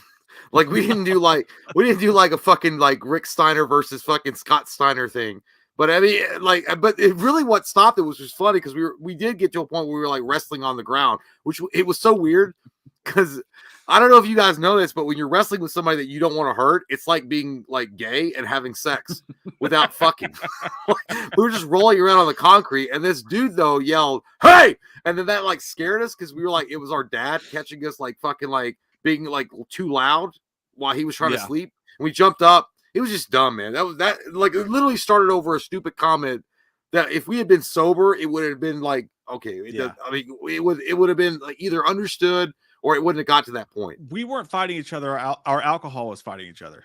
That's basically what was happening. That's what. Yeah, that makes sense. Yeah, Michelob Ultra versus fucking Smart Bombs or whatever, sour bombs or whatever the fuck they're called.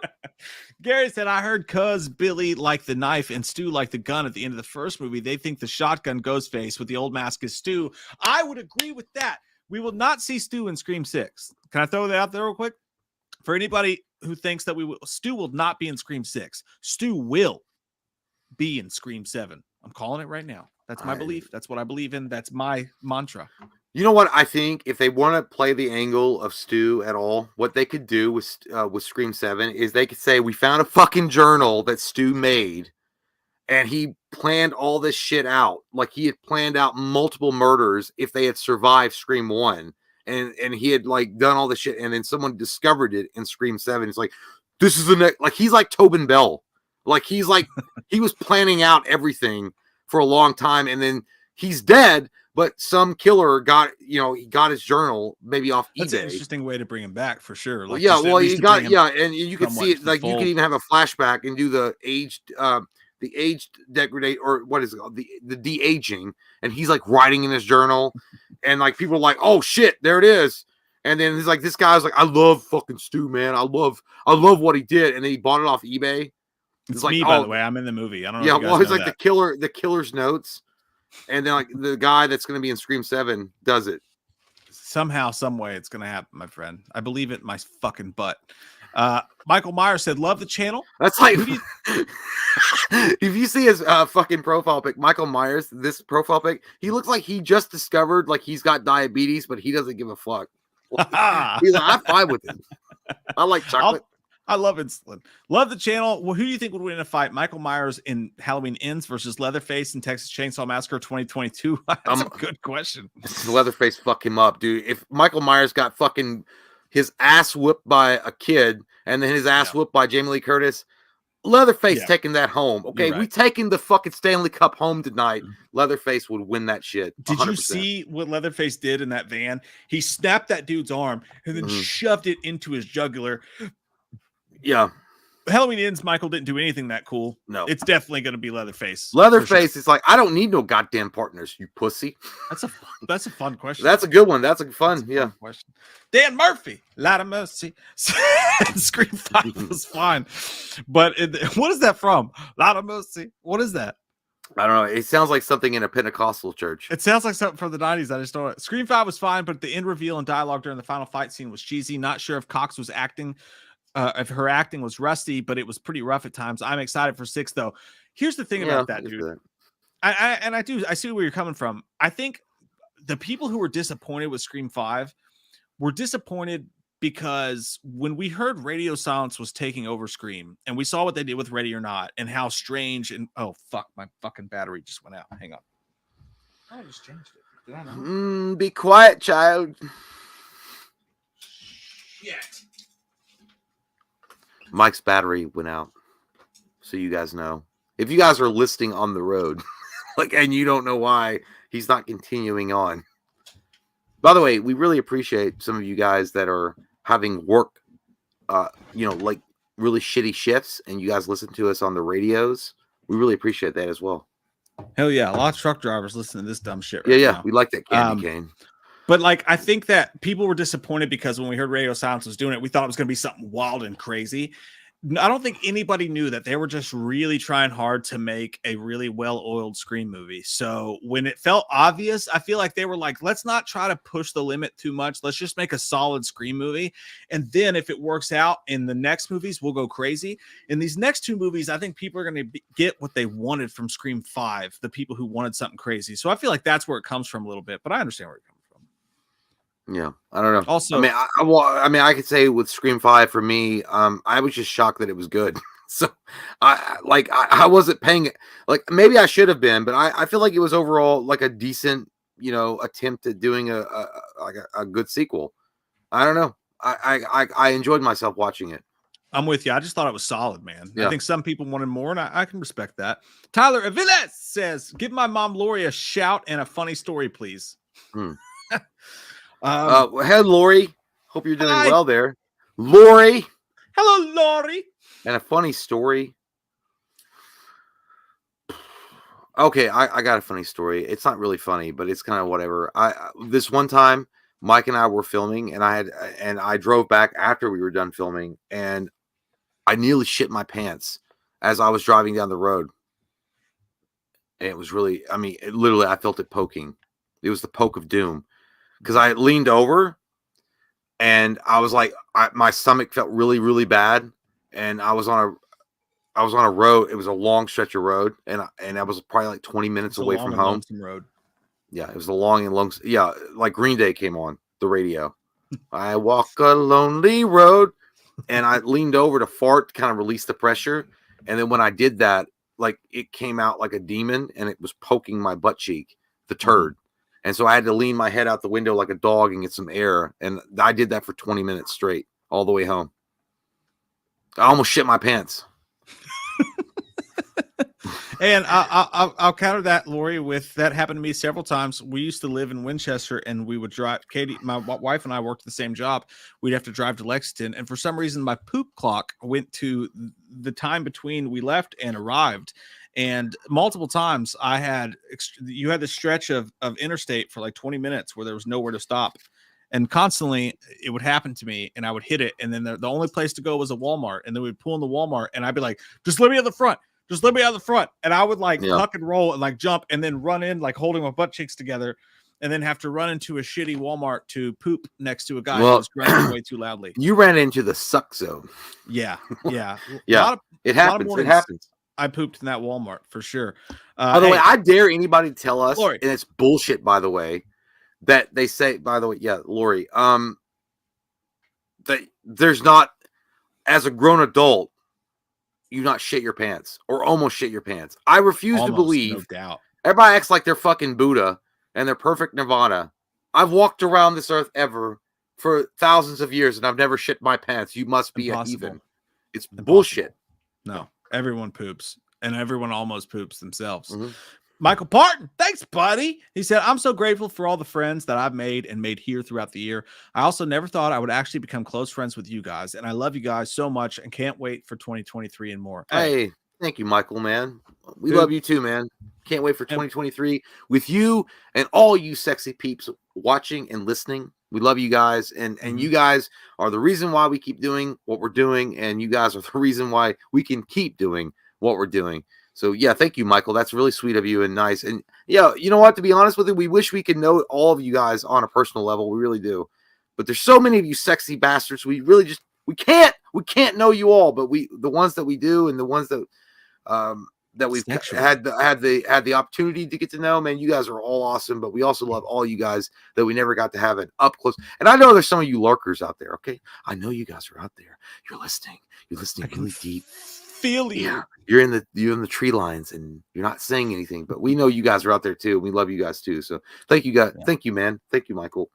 Yeah. Well said, Michael. And we feel the same way, man. It's crazy doing this and talking shit and having a couple soda pops and apple juices and talking movies and shit that it never fails to amaze either of us every single time that there's almost 400 people in here who give a fuck and are having. I know, it's so crazy. I like April was telling me that. I'm like, what the fuck?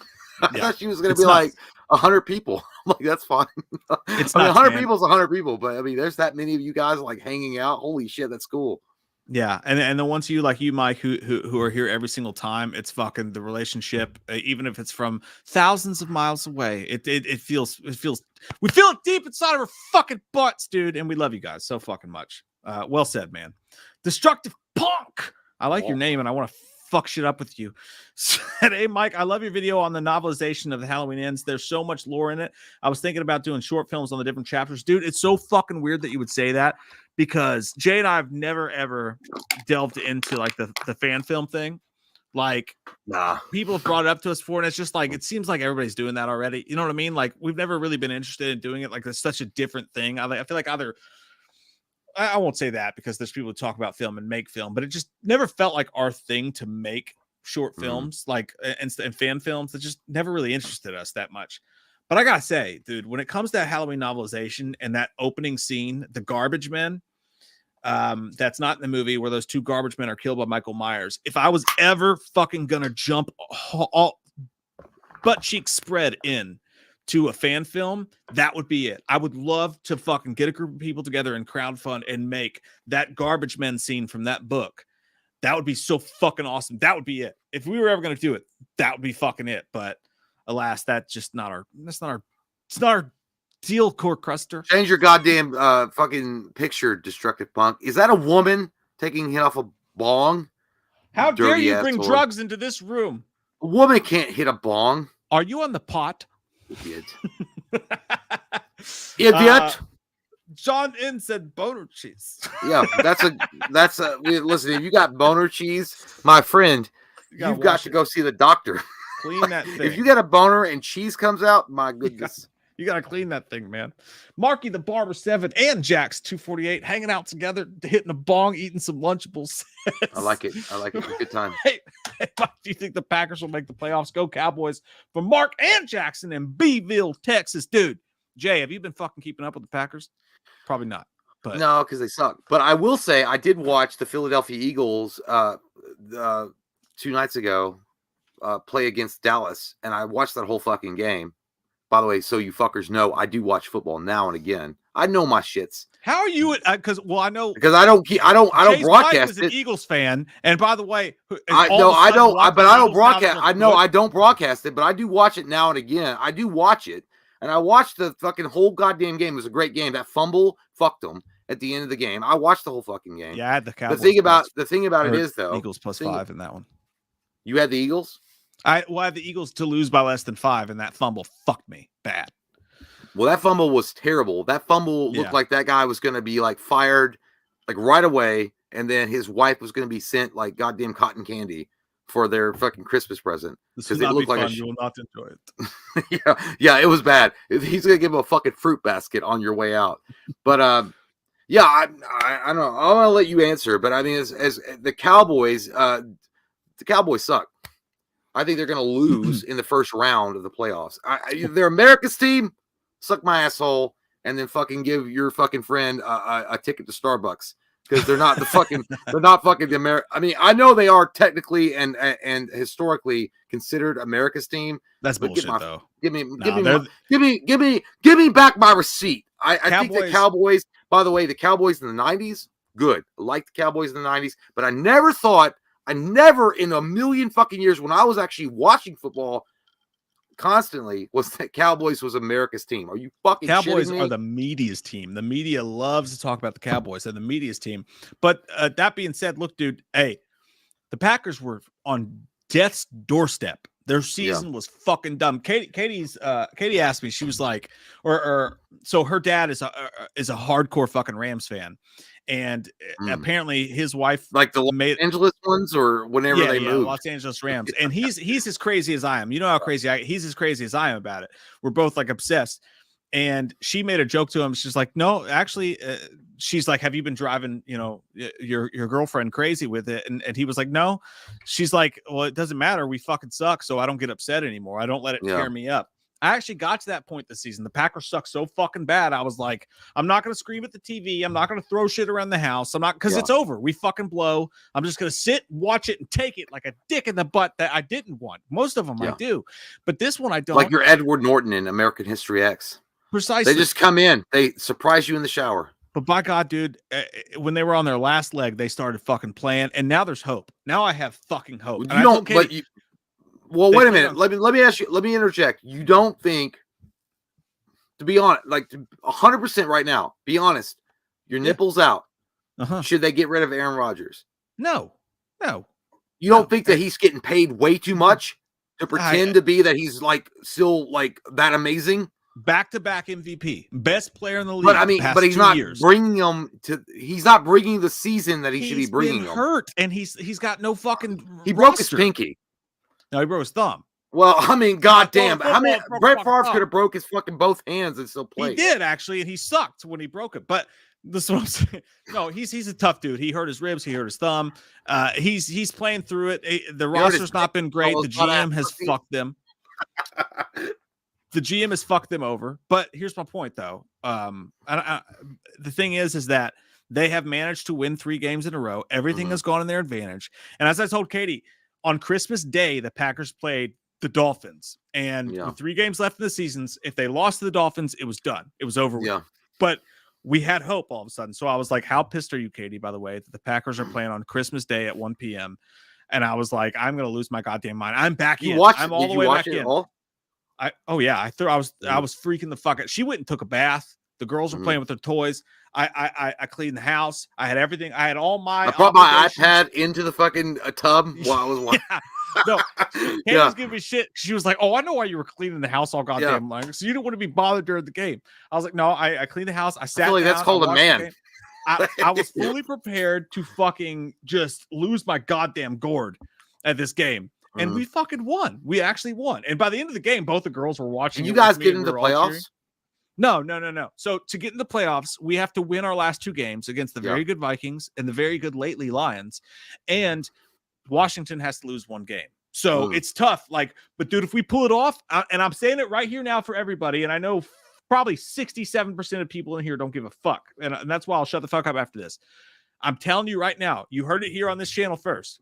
If the Packers sneak into the playoffs, you listen to me. If the Packers somehow miraculously, are you my Shidoshi? Miraculously get into the playoffs, the Packers will win the Super Bowl this fucking year. They could. I mean, listen, the Giants went in on a wild card back in 2007. And they were dog shit. And they went in. Dude, the year the Packers won the championship, they were like 9-7 or 10-6. That's what I'm saying. But here's the thing, by the way, they get in there winning it all. Marky, the barber. I'm not dog shitting on your Cowboys. I'm not dog shitting on the Cowboys in general. The Cowboys have an illustrious history in the NFL. Aikman, Michael Irvin, Emmitt Smith. I mean, they're all fucking great. They're wonderful. But they've Tony Romo. They're Tony Romo. I mean, come on now. But I'm just saying, like, it's so funny when the people say the Cowboys are America's team. Fuck that. I never once connected with the Cowboys. I have a family member that loves the Cowboys, but I think the Cowboys generally, I'm just going to say it, and I could be wrong. And you guys, listen, it's just an opinion. They're overrated as fuck. Their organization is overrated as fuck. I like Jerry Jones's attitude. I do like Jerry Jones. I like the owner. But I don't think that the fucking team itself is like some kind of magical, like, amazing a franchise, in my opinion. Yeah. I'm saying they had their time. Douche. That's like saying the Giants are a franchise. They're not. The Giants are awesome, and I love the Giants, but the Giants aren't a franchise. I would never say the Cowboys are a franchise. I won't. I'll say the Patriots are a franchise. I'll say the 49ers are a franchise. I'll say the Raiders are a franchise. Cowboys were a franchise, not today. I don't even think that even back then, dude, they had a 3 to 5 year run. They had a 3 to 5 year run. That's not a franchise. 3 to 5. That's I don't know. Well, if you look at the Niners, they had Montana, Young. They had more than 3 to 5. And then they're overrated today for sure. Well, now anyway, you know what? Either matter. I'm not gonna get people pissed off. It's fine. It's fine. No, Cowboys are overrated. I agree. Well, I know we're gonna say that, and then there's gonna be hate comments all about Cowboys. D. Mitch says, "Who wins out of all the killer teams from Scream 1 through 5? What's the order of elimination, and who are the last 2 killers standing?" So, damn man, that's a deep one. There's no doubt. By the way, Billy and Stu win that. I think they win 100%. They're the only 2 that's actually crazy, and they have a reason to be crazy. I mean, 100%. I think it goes in order. So I think number 1 is Scream 1, Billy and Stu. Number 2 is Mickey, Timothy Olyphant, and Mrs. Loomis. Yeah, right? Timothy Olyphant will come in. Number 3 is I think it's going to go in order. I think Roman by himself was a badass because he had a really good motive, despite the movie being bad or whatever. Even though I love it now. 4 was Jill and Charlie. I mean, honestly, they were not very believable as unstoppable killers. Yeah. I would put 5's. I would put 5's killers, Amber and Jack Quaid, above 3. So I would go the killers from 1, the killers from 2, the killers from 3, the killers from 3, the killers from 5, and then 4. And that's how I would do my ranking. Well, Mike's more able to answer that question than me. I would just put Scream 1. By the way, and again, this is not a sexist comment.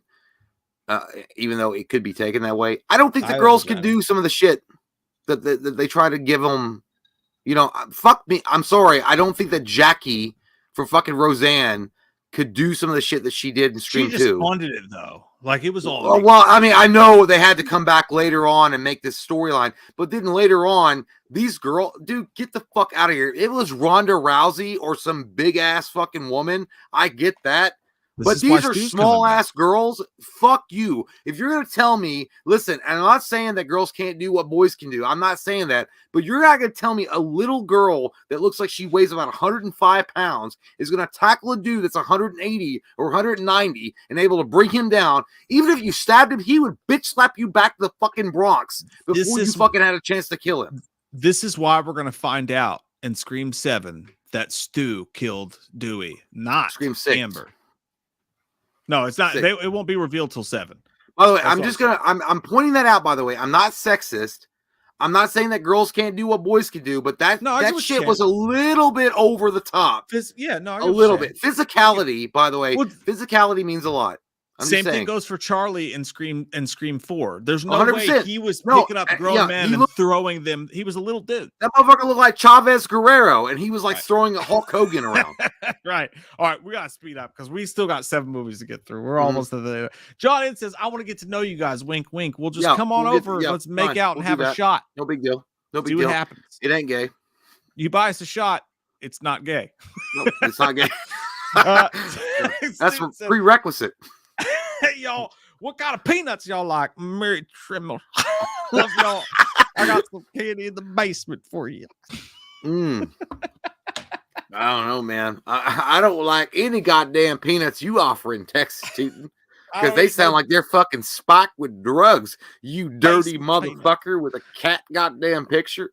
I like when you travel south and they got boiled peanuts at every fucking gas station. I don't trust your fucking boiled peanuts. No, man, I don't trust Texas Tootin as far as I could throw him or shoot him if he come near me. He also says, Happy New Year, boys. I'm getting a new steel out in the holler next month. Inaugural batch coming to be in the mail. Hey, all right. By the way, you know what, Texas Tootin? I'm going to tell you something, Texas Tootin. I don't know when you trying to be real or you just putting on a show. But I'm going to say, I think that last thing you just said was real. And I'm going to say something to you, Texas Tootin. I never liked Texas. I think it's too hot. It's too dirty. And it makes my butt crack sweat just thinking about that goddamn heat wave. But I love you, Texas Tootin. And you all, you know what? You keep on marching, man. And I appreciate you. I appreciate you, Texas Tootin. Hey, Michael Myers said Aaron Rodgers pulled through on Sunday. He did, man. He gave me a Christmas fucking miracle. And listen, Aaron Rodgers is one of the greatest throwers of the football of all time. Now, I don't. Aaron Rodgers and LeBron James of the NFL. I don't agree with him on a lot. No, I think he is. James. What are you talking about? I do. I'm not saying I do. I like LeBron James, but LeBron James shows up at James Brennan. He's like, "You ready to go to sleep now?"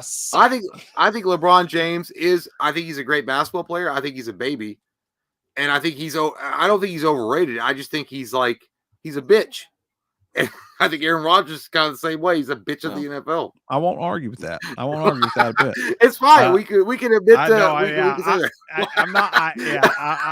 I don't want him to be godfather of my children. Yeah. Quasi Juice 21 says Rovenary here. Rovenary. Hey, damn, dude, you changed your whole fucking look. It did. It looks good. Yeah.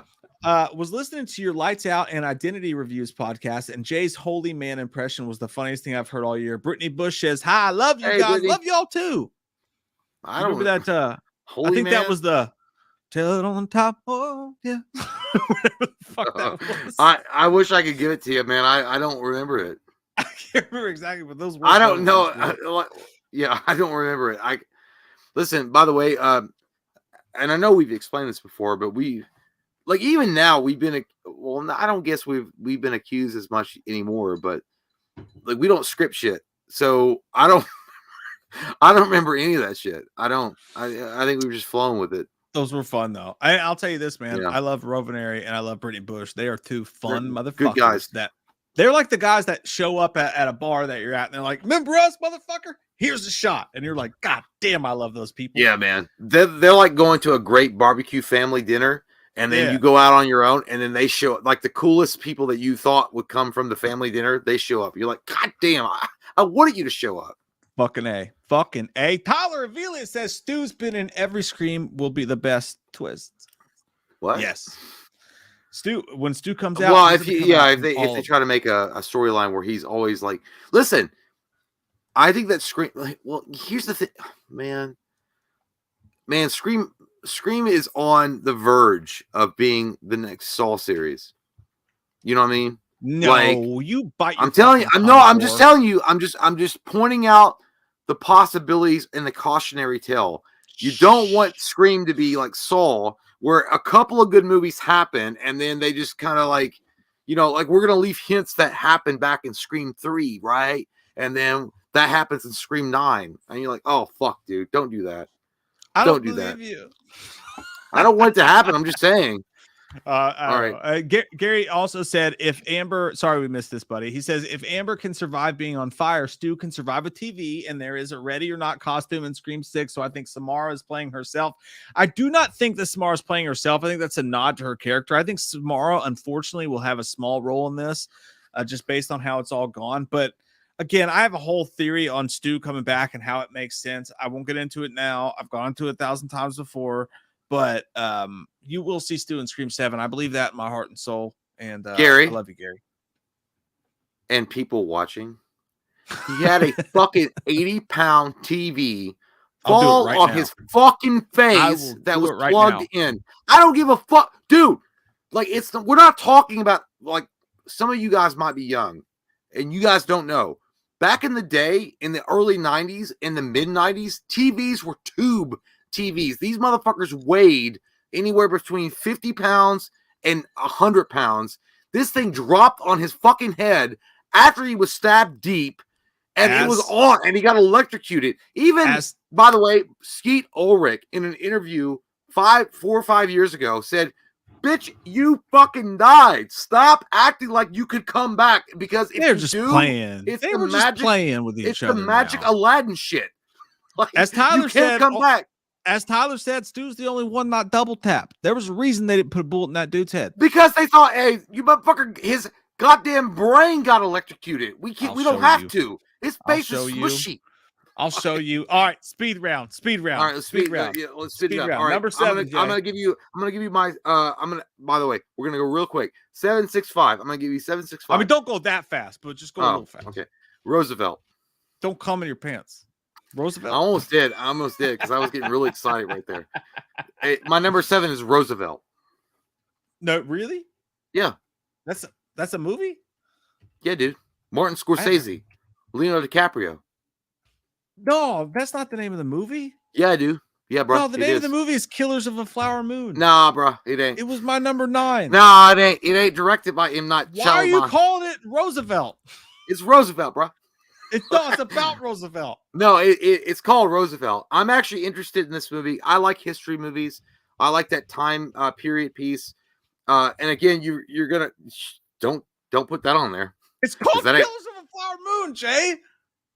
I swear to fucking God, dude. It's about Roosevelt. It's called Killers on a Flower Moon.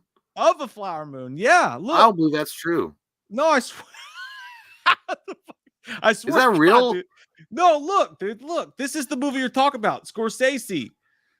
No, dude, that's not it. It's got Leonardo DiCaprio in it. Not fucking that. Martin Scorsese stars Leonardo DiCaprio, Robert De Niro, members of the Osage tribe, blah blah blah. No, dude, it's about fucking Roosevelt. What are you talking about, Roosevelt? There's a movie coming out called Roosevelt. Right there. That shit came out like 20 years ago. No, dude, it's not out yet. It comes out this year. That already came. That was called J. Edgar. No, you fucking. I'm so confused. J. Edgar Hoover came out a while ago with Matt Damon. This is Roosevelt. Okay. Now this one. Okay, so there is a Roosevelt movie. Yes, dude. It's coming out next year. Directed by Martin Scorsese, starring Leonardo DiCaprio. Yes. But it's not. It doesn't have a date on it. I'm so fucking confused. Okay. Yes, dude. Wrong. Okay, so this is about. Right. Okay, this is about fucking Roosevelt, like the one Franklin Delano Roosevelt that got us out of the Great Depression, and we go into World War II. Leonardo DiCaprio stars as Roosevelt, and Martin Scorsese is directing it. I'm interested. Obviously, it's one of those time period pieces because I think that Scorsese is awesome, and fucking DiCaprio can play those parts. And I'm interested because I want to see what happens. Do I think that DiCaprio looks like Roosevelt? Fuck no. But we have special effects and we have fat suits and shit like that. So no, it's fine. I know. It's fine. You're right. You're right. No, but yeah, I'm looking forward to Roosevelt really a lot. How many fucking movies is? No, but hey, you know what? And again, I'm going to go back to the fact that in Gangs of New York, every time that Martin Scorsese does anything, personally, I feel like in a period piece, I think he does a great job. So yeah. I can't wait to see. And he's also capping. He's casting DiCaprio. So we'll see. It's not going to be. He's not going to look like Roosevelt, but. I don't know. It's maybe. I mean, you couldn't pick a better actor, right? Talk about. I think that DiCaprio is like in the top. He's probably in the top 5. No, he's probably in the top 10 actors of all time. So I would agree with that. Yeah. My bad. My bad. You're right. That's a real thing. I'm so fucking confused, dude. Like Martin Scorsese, J. Edgar Hoover, fucking Leonardo DiCaprio, Roosevelt. That was Matt Damon, but Scorsese didn't touch that shit. You're talking about Hoover. that wasn't Damon. Leonardo DiCaprio played J. Edgar Hoover in a movie about J. Edgar Hoover. It was Matt Damon, dude. No, that was fucking Leo. He gained a bunch of weight and got fat. It was Matt Damon. No, that was The Informant. He got fat for The Informant. Leonardo played as J. Edgar Hoover in a movie called J. Edgar. No, yeah, he did. He did. Yeah. So we're even. We're both wrong. Well, I wasn't so strengthful about it. I was sure. You thought I was trying to bring back the NWO. I've never been more sure. I know. This fucking shit. Yeah, Mike was telling me, it's like, hey, you're talking about the rice that filled up the shoe. I was like, what the fuck are you talking? He's like, no, man. It's not called Roosevelt. That's stupid. It's called the rice that filled the shoe up. Yeah, I was wrong. I was wrong. I like oh, fuck. Okay, so my numbers. God damn, this fucking show sucks. No, it's good. It's good. My 7 is going to be The Strangers. Look, I'm not happy that they took out Damien Maffei as the potato sack man. Well, he is like an overrated actor, I should say. Hey, you shut your mouth. He's doing the Skullington. I love Damien. I'm just saying. I'm a part of the Skullington. No, we're joking. That was an inside. Damien's great, man. Damien's a good guy. That's another guy that we smoked a cigarette with on the platform outside of Scarefest. Had a good time. Damien rules. He should be in this fucking movie. It's bullshit that he's not. But dude, I'm just so fascinated with the fact that they're bringing a trilogy of The Strangers. Rennie Harland of Nightmare 4 Cliffhanger is going to fucking direct the movie about The Strangers in 2022. Yeah. It's going to be weird. And for that reason alone, I'm out. No, I'm in. I just want to see what fucking how. I think because Damien's not in it, I said fuck it. I get it. No, I'm actually mad. I don't even want to say it now. I'm mad for him. Fuck those people. And no, I'm kidding. I didn't put it on my list because I didn't know he doesn't need it. He has the Skullington. Yeah, Damien's already got a lot of heat on him. It doesn't matter. Yeah. My number 6 is going to be Oppenheimer. We've talked about this. I think it's going to be an instant classic from Nolan. I think that Nolan's going to do another amazing job, which he's usually 10 for 10, at the plate. So the Oppenheimer subject material is right up Nolan's alley. I think it's going to be a classic Nolan movie, 100%. So I'm looking forward to it. And Cillian Murphy, he's already ready for the role. And when he was walking down in that trailer, the breezeway or whatever, he looked like fucking Skeletor. It was great. That guy needs to eat a steak. No, he was like, I just fucking discovered a bomb that can blow everybody's ass up. Like everybody, not just a few people, but everybody. Dude, it looks fucking good. And I don't know shit that it's about. My number 6 is going to be Insidious 5. I didn't even have it on my list because I didn't know about it. I forgot about it. What the fuck's it called? It's called something. It has a name. But it's going to be directed by Patrick Wilson, dude. The star of the movie is going to direct it. It's called Insidious Fear the Dark is the name of the movie. Insidious Fear the Dark, directed by Patrick Wilson. I love the Insidious franchise. That first Insidious movie in the theater, one of my favorite theater experiences. When that fucking thing pops up on the screen, and the fucking Insidious thing, I love that franchise. I think this is going to be the second best sequel of the franchise. So I'm super excited. I hope so. I hope that Lin Shaye's in it because to me, Lin Shaye is the hero of the entire series. But this one's going to pick up. Yeah, this one's going to pick up. It's going to go back and pick up after the events of Insidious 2. Whereas before they went back to Lin Shaye 3 and 4. They did prequels. But follow just Insidious and Insidious 2 when she got. I agree. I think Insidious is unique and different. But the fact that they did like a Ghostbusters angle, right? The two guys that were doing the ties and shit. Lin Shaye. I don't know. All right, my number 5. Dude, I had to put it on here just because it's the last time we're ever going to see him in the gear. You'll never see, Indiana Jones and the Dial of Destiny. Oh. I had to put. Do I think it looks good? Fuck no. Do I think they're gonna do it justice? Probably not. It looked like. Here's the thing about Indiana Jones, by the way, so you guys understand. They used practical effects in the first three, right? It looked real. It looked cool as fuck. Mm-hmm. You know what? Steven Spielberg, Lucas, they had a cool ass like way they did the special effects, and they wrote it into the script. It looked amazing. And then when they came out with Kingdom of the Crystal Skull, which was terrible, it's awful. It had nothing to do with Indy, and it was all like CGI shit. Nobody was buying it.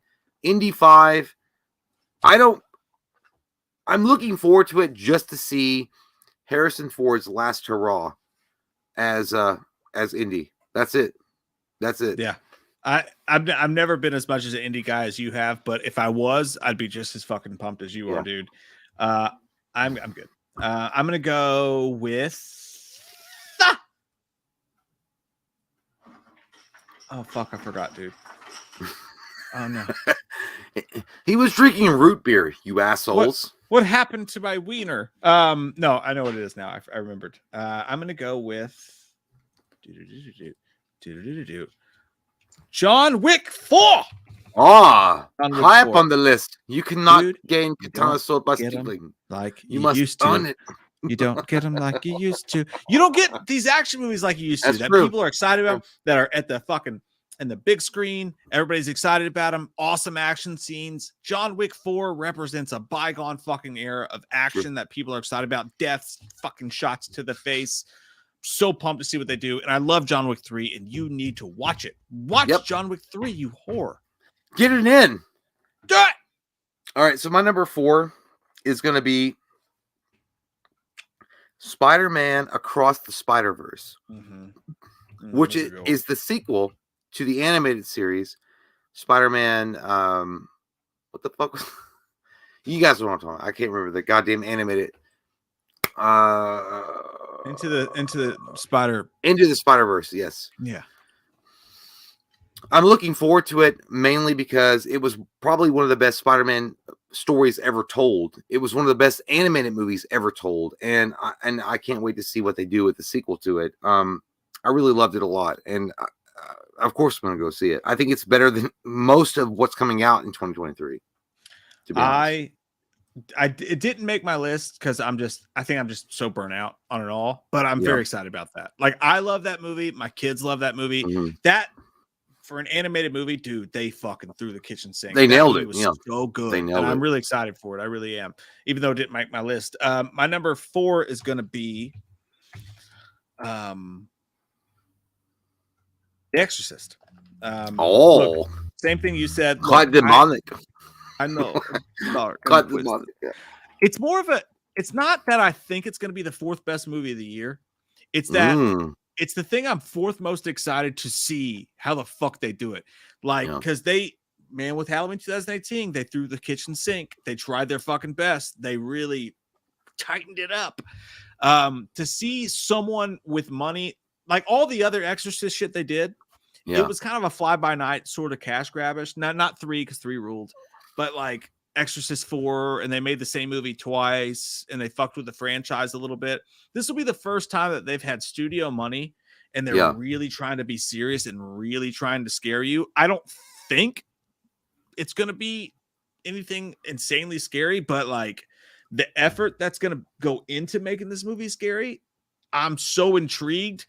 It could be the best Exorcist sequel next to 3, so I'm really excited about the new Exorcist movie. Yeah. I like it. Yeah.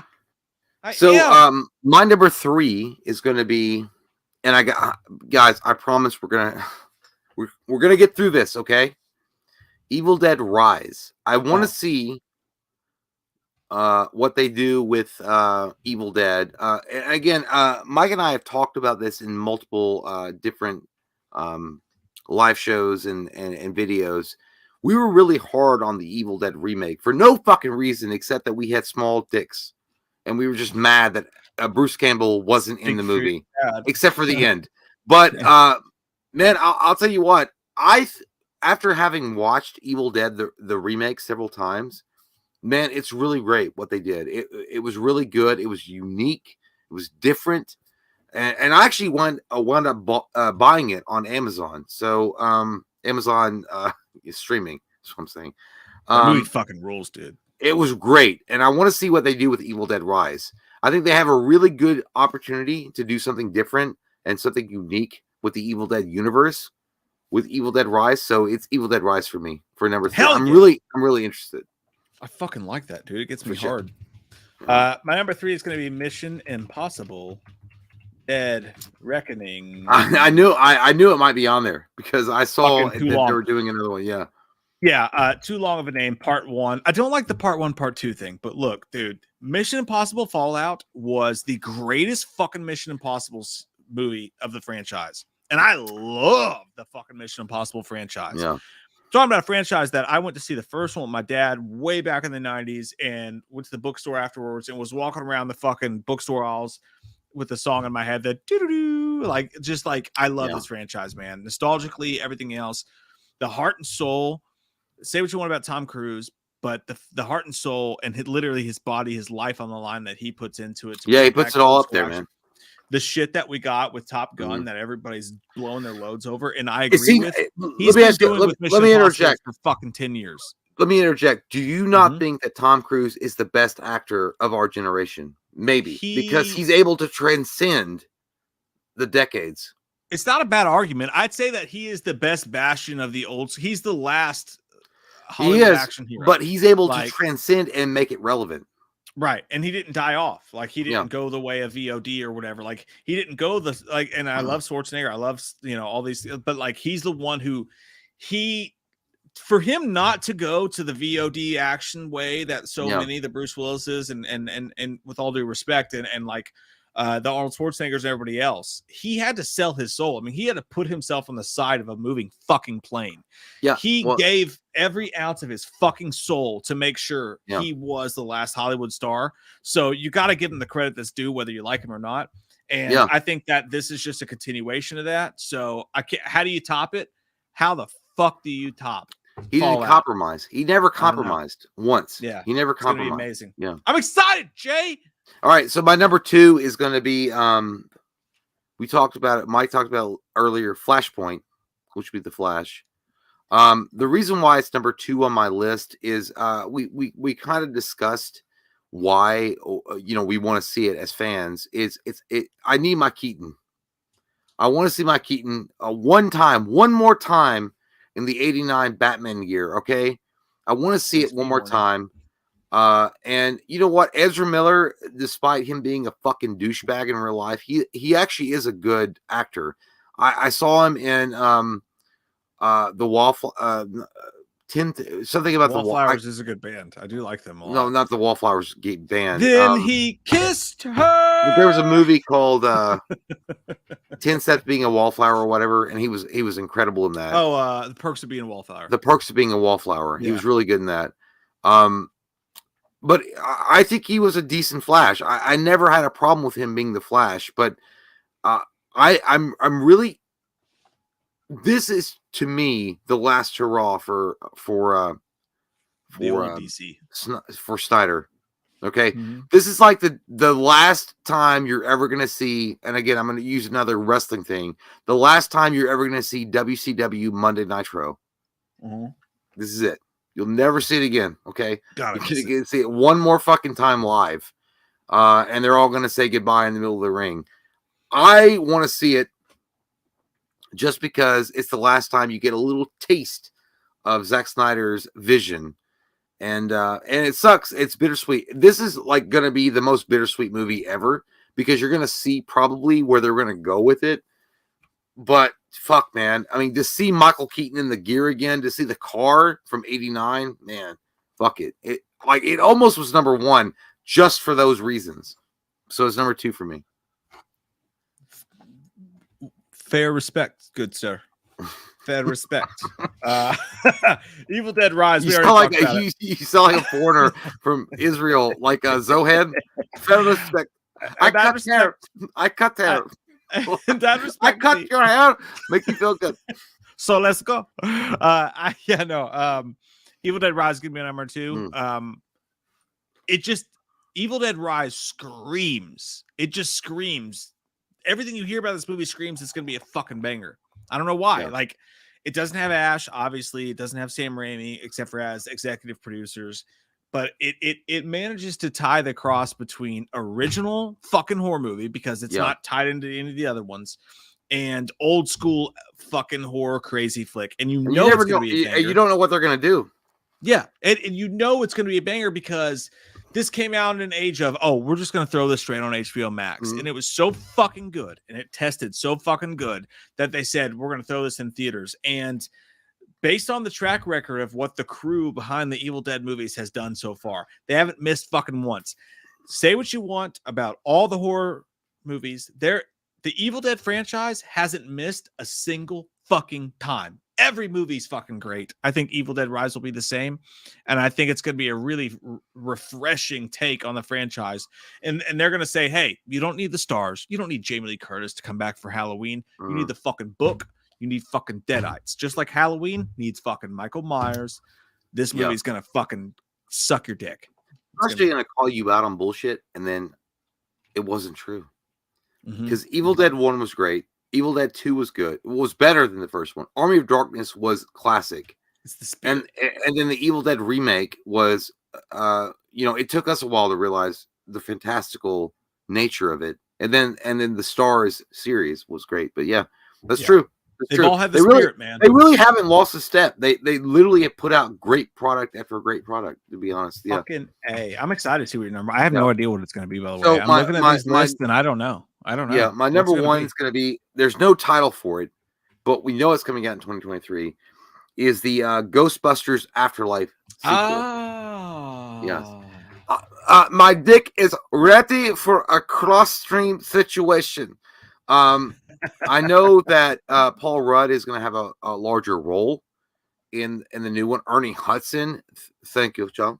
He's going to have a larger role because at the end of the bonus feature of Ghostbusters Afterlife, if you stood around for the after credits, you know that he brought Ecto-1 back home in New York, and he was fixing it up. And I liked Ghostbusters Afterlife a lot. I really think that they paid homage to Harold Ramis in the perfect way, and it was very sad. Like, it was sad, but it was happy at the same time. And I'm really interested to see where they're trying to take this movie or this franchise now afterwards, because it's not like the 2016 bullshit with no dick. What was his name? Paul Feig. Where we have to have a divisiveness with people. Ivan Reitman's son did a great job with Afterlife, and I can't remember his name, so I don't want to insult him by not saying his name correctly or giving the wrong name. But Ghostbusters Afterlife sequel, man, I feel like we've got a new future on our hands. I think that Ghostbusters is hotter than it's ever been before. And I think that the sequel can be really well done. And I'm excited, man. I'm really excited for the sequel, especially if they're trying to go in that route where Paul Rudd is going to have more of an active role as a Ghostbuster. I think that's perfect. And maybe it's even building to a point where you're going to have Paul Rudd as a Ghostbuster, and maybe they bring in I know that back in the day, we all were talking about Seth Rogen being a Ghostbuster with Paul Rudd, and the guys from 40-Year-Old Virgin being a Ghostbuster. I don't know. I think it might start happening maybe in this movie, and then it will lead into the third movie. The way that they left off of Afterlife, with Ernie Hudson's character being a billionaire or millionaire or whatever, and opening up the thing, it opens up the coolest thing to that. It really does. So it didn't make my list, but that's just because I have this weird feeling they're gonna throw it back to the kids, and I really want them to throw them back to the. Well, they're gonna be older now. They might be 18 now.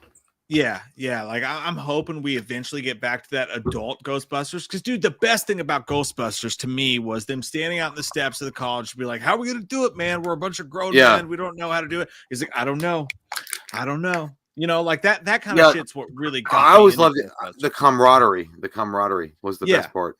Yeah. So, but they gave us hope that they're going to go back to that. Yeah. So I totally get that, man. My number one is going to be GoldenEye, James Bond. Fucking definitely. I think it's pretty fucking obvious at this point. But my number one is going to be Scream 6. My favorite horror franchise. That and Halloween, obviously. But I just think that my personal prediction, of course, the whole Stu thing, it always comes back to that, is that Stu's not going to show up until 7. But I think Scream 6 is such a big fucking deal because they made their Force Awakens with Scream 5. They made a well-oiled Scream movie. They just made a decent, well-done ode to Wes Craven. And everybody talks about like, it's just, whatever. But like, it wasn't just a movie. Like, the camera shots, the way the camera would tilt down, and the way that like the songs from the soundtrack would cut in, and then we would tilt the camera down. They threw way more Easter eggs towards Wes Craven and the way he made the Scream movies than I think most people realize with Scream 5. They did a beautiful job. Scream 6 is going to be the film I think a lot of fans thought Scream 5 was going to be. It's going to be Radio Silence taking what Wes built and putting a modern twist on it. I think it's going to shock people. It's going to upset people, but it's going to be their version of it. I think it's going to be a fucking ride. I think it's going to be raucous. And I think that it's going to set up Scream 7 to be ultimately the most anticipated Scream movie in fucking history. I think Scream 6 is going to rule. I'm very excited for it. New York, fucking Ghostface. I can't fucking wait. Well, we'll see what happens, Jim. We'll see what happens. I'm going to jerk off to it tonight while I look at your picture. Mm-hmm. What? That's weird. I mean, it was in my top 10. And like, I'm not even a Scream guy, but we'll see. It's exciting. Tyler Avila says Scream is meta. Stu coming back makes sense for fans. You're not wrong, my friend. No, Tyler, don't though. That actually goes against meta though, Tyler. Like Tyler, don't listen to him, Tyler. Tyler, come on, man. Stop. Liar whore. Stu comes back, it's opposite meta. Because then he's somehow supernatural because he can survive a fucking tube TV and being stabbed deep. I mean, it's opposite meta. It's opposite. But I mean, God be with you. And I hope that Stu comes back for your sake. But yeah. Hey, you know what? You know what I know, Jay? I know that inexplicably tonight's show, in the last of 2022, was pretty fucking fun. We did a good job tonight. I think we did a good job tonight. I mean, you know what? You guys have been awesome all night long. We really enjoyed your guys' company, and thank you guys for tuning in and staying with us for so long. It's been awesome. And by the way, I just want to say at the end of 2022, it's really amazing and insane that we still have so many followers that would even tune in to watch a live show of us talking about what we're interested to see next year. It blows my mind every time. The fact that we're two duds from Kentucky with small wieners or wieners that are like average at best and, whatever, that you guys would tune in. We're not like fucking abs out or like fucking, it's amazing. Thank you guys so much for showing up and showing your support. And we really appreciate you guys and thank you guys for real. Thank you guys, because this is kind of the shit that that Mike and I or Mike and I and my brother would talk about off camera. We would probably talk about this shit in a general like way in a bar or on text message or whatever. We get to share this with you guys. And that's so cool, man. At the end of the day, this is the coolest fucking job. And I don't want to call it a job. I mean, because, I mean, some of you guys have, like, jobs, right? You guys, like, go out and you do hard-ass shit every fucking day, right? An opportunity. A really unique, great opportunity that we get to be a part of. And we thank you guys so much for allowing us to be a part of your lives for a little bit of the day. So thank you guys, man. It really means a lot. I don't have a thing to say because you just said it perfectly. Perfect way to put it. Perfect way to put a cap on 2022. Yeah. Fucking love you guys. And we're coming back in 2023. We're gonna be like the Legion of Doom. Sorry, but we'll be back. Yeah, we'll be back. Don't worry about it. We'll be back. We're not gonna be like Stu. We don't have a TV dropped in our face. Love you guys so much. Love you guys. Hope you guys have an amazing new year. We'll see you guys soon. Good night. Night. Bye.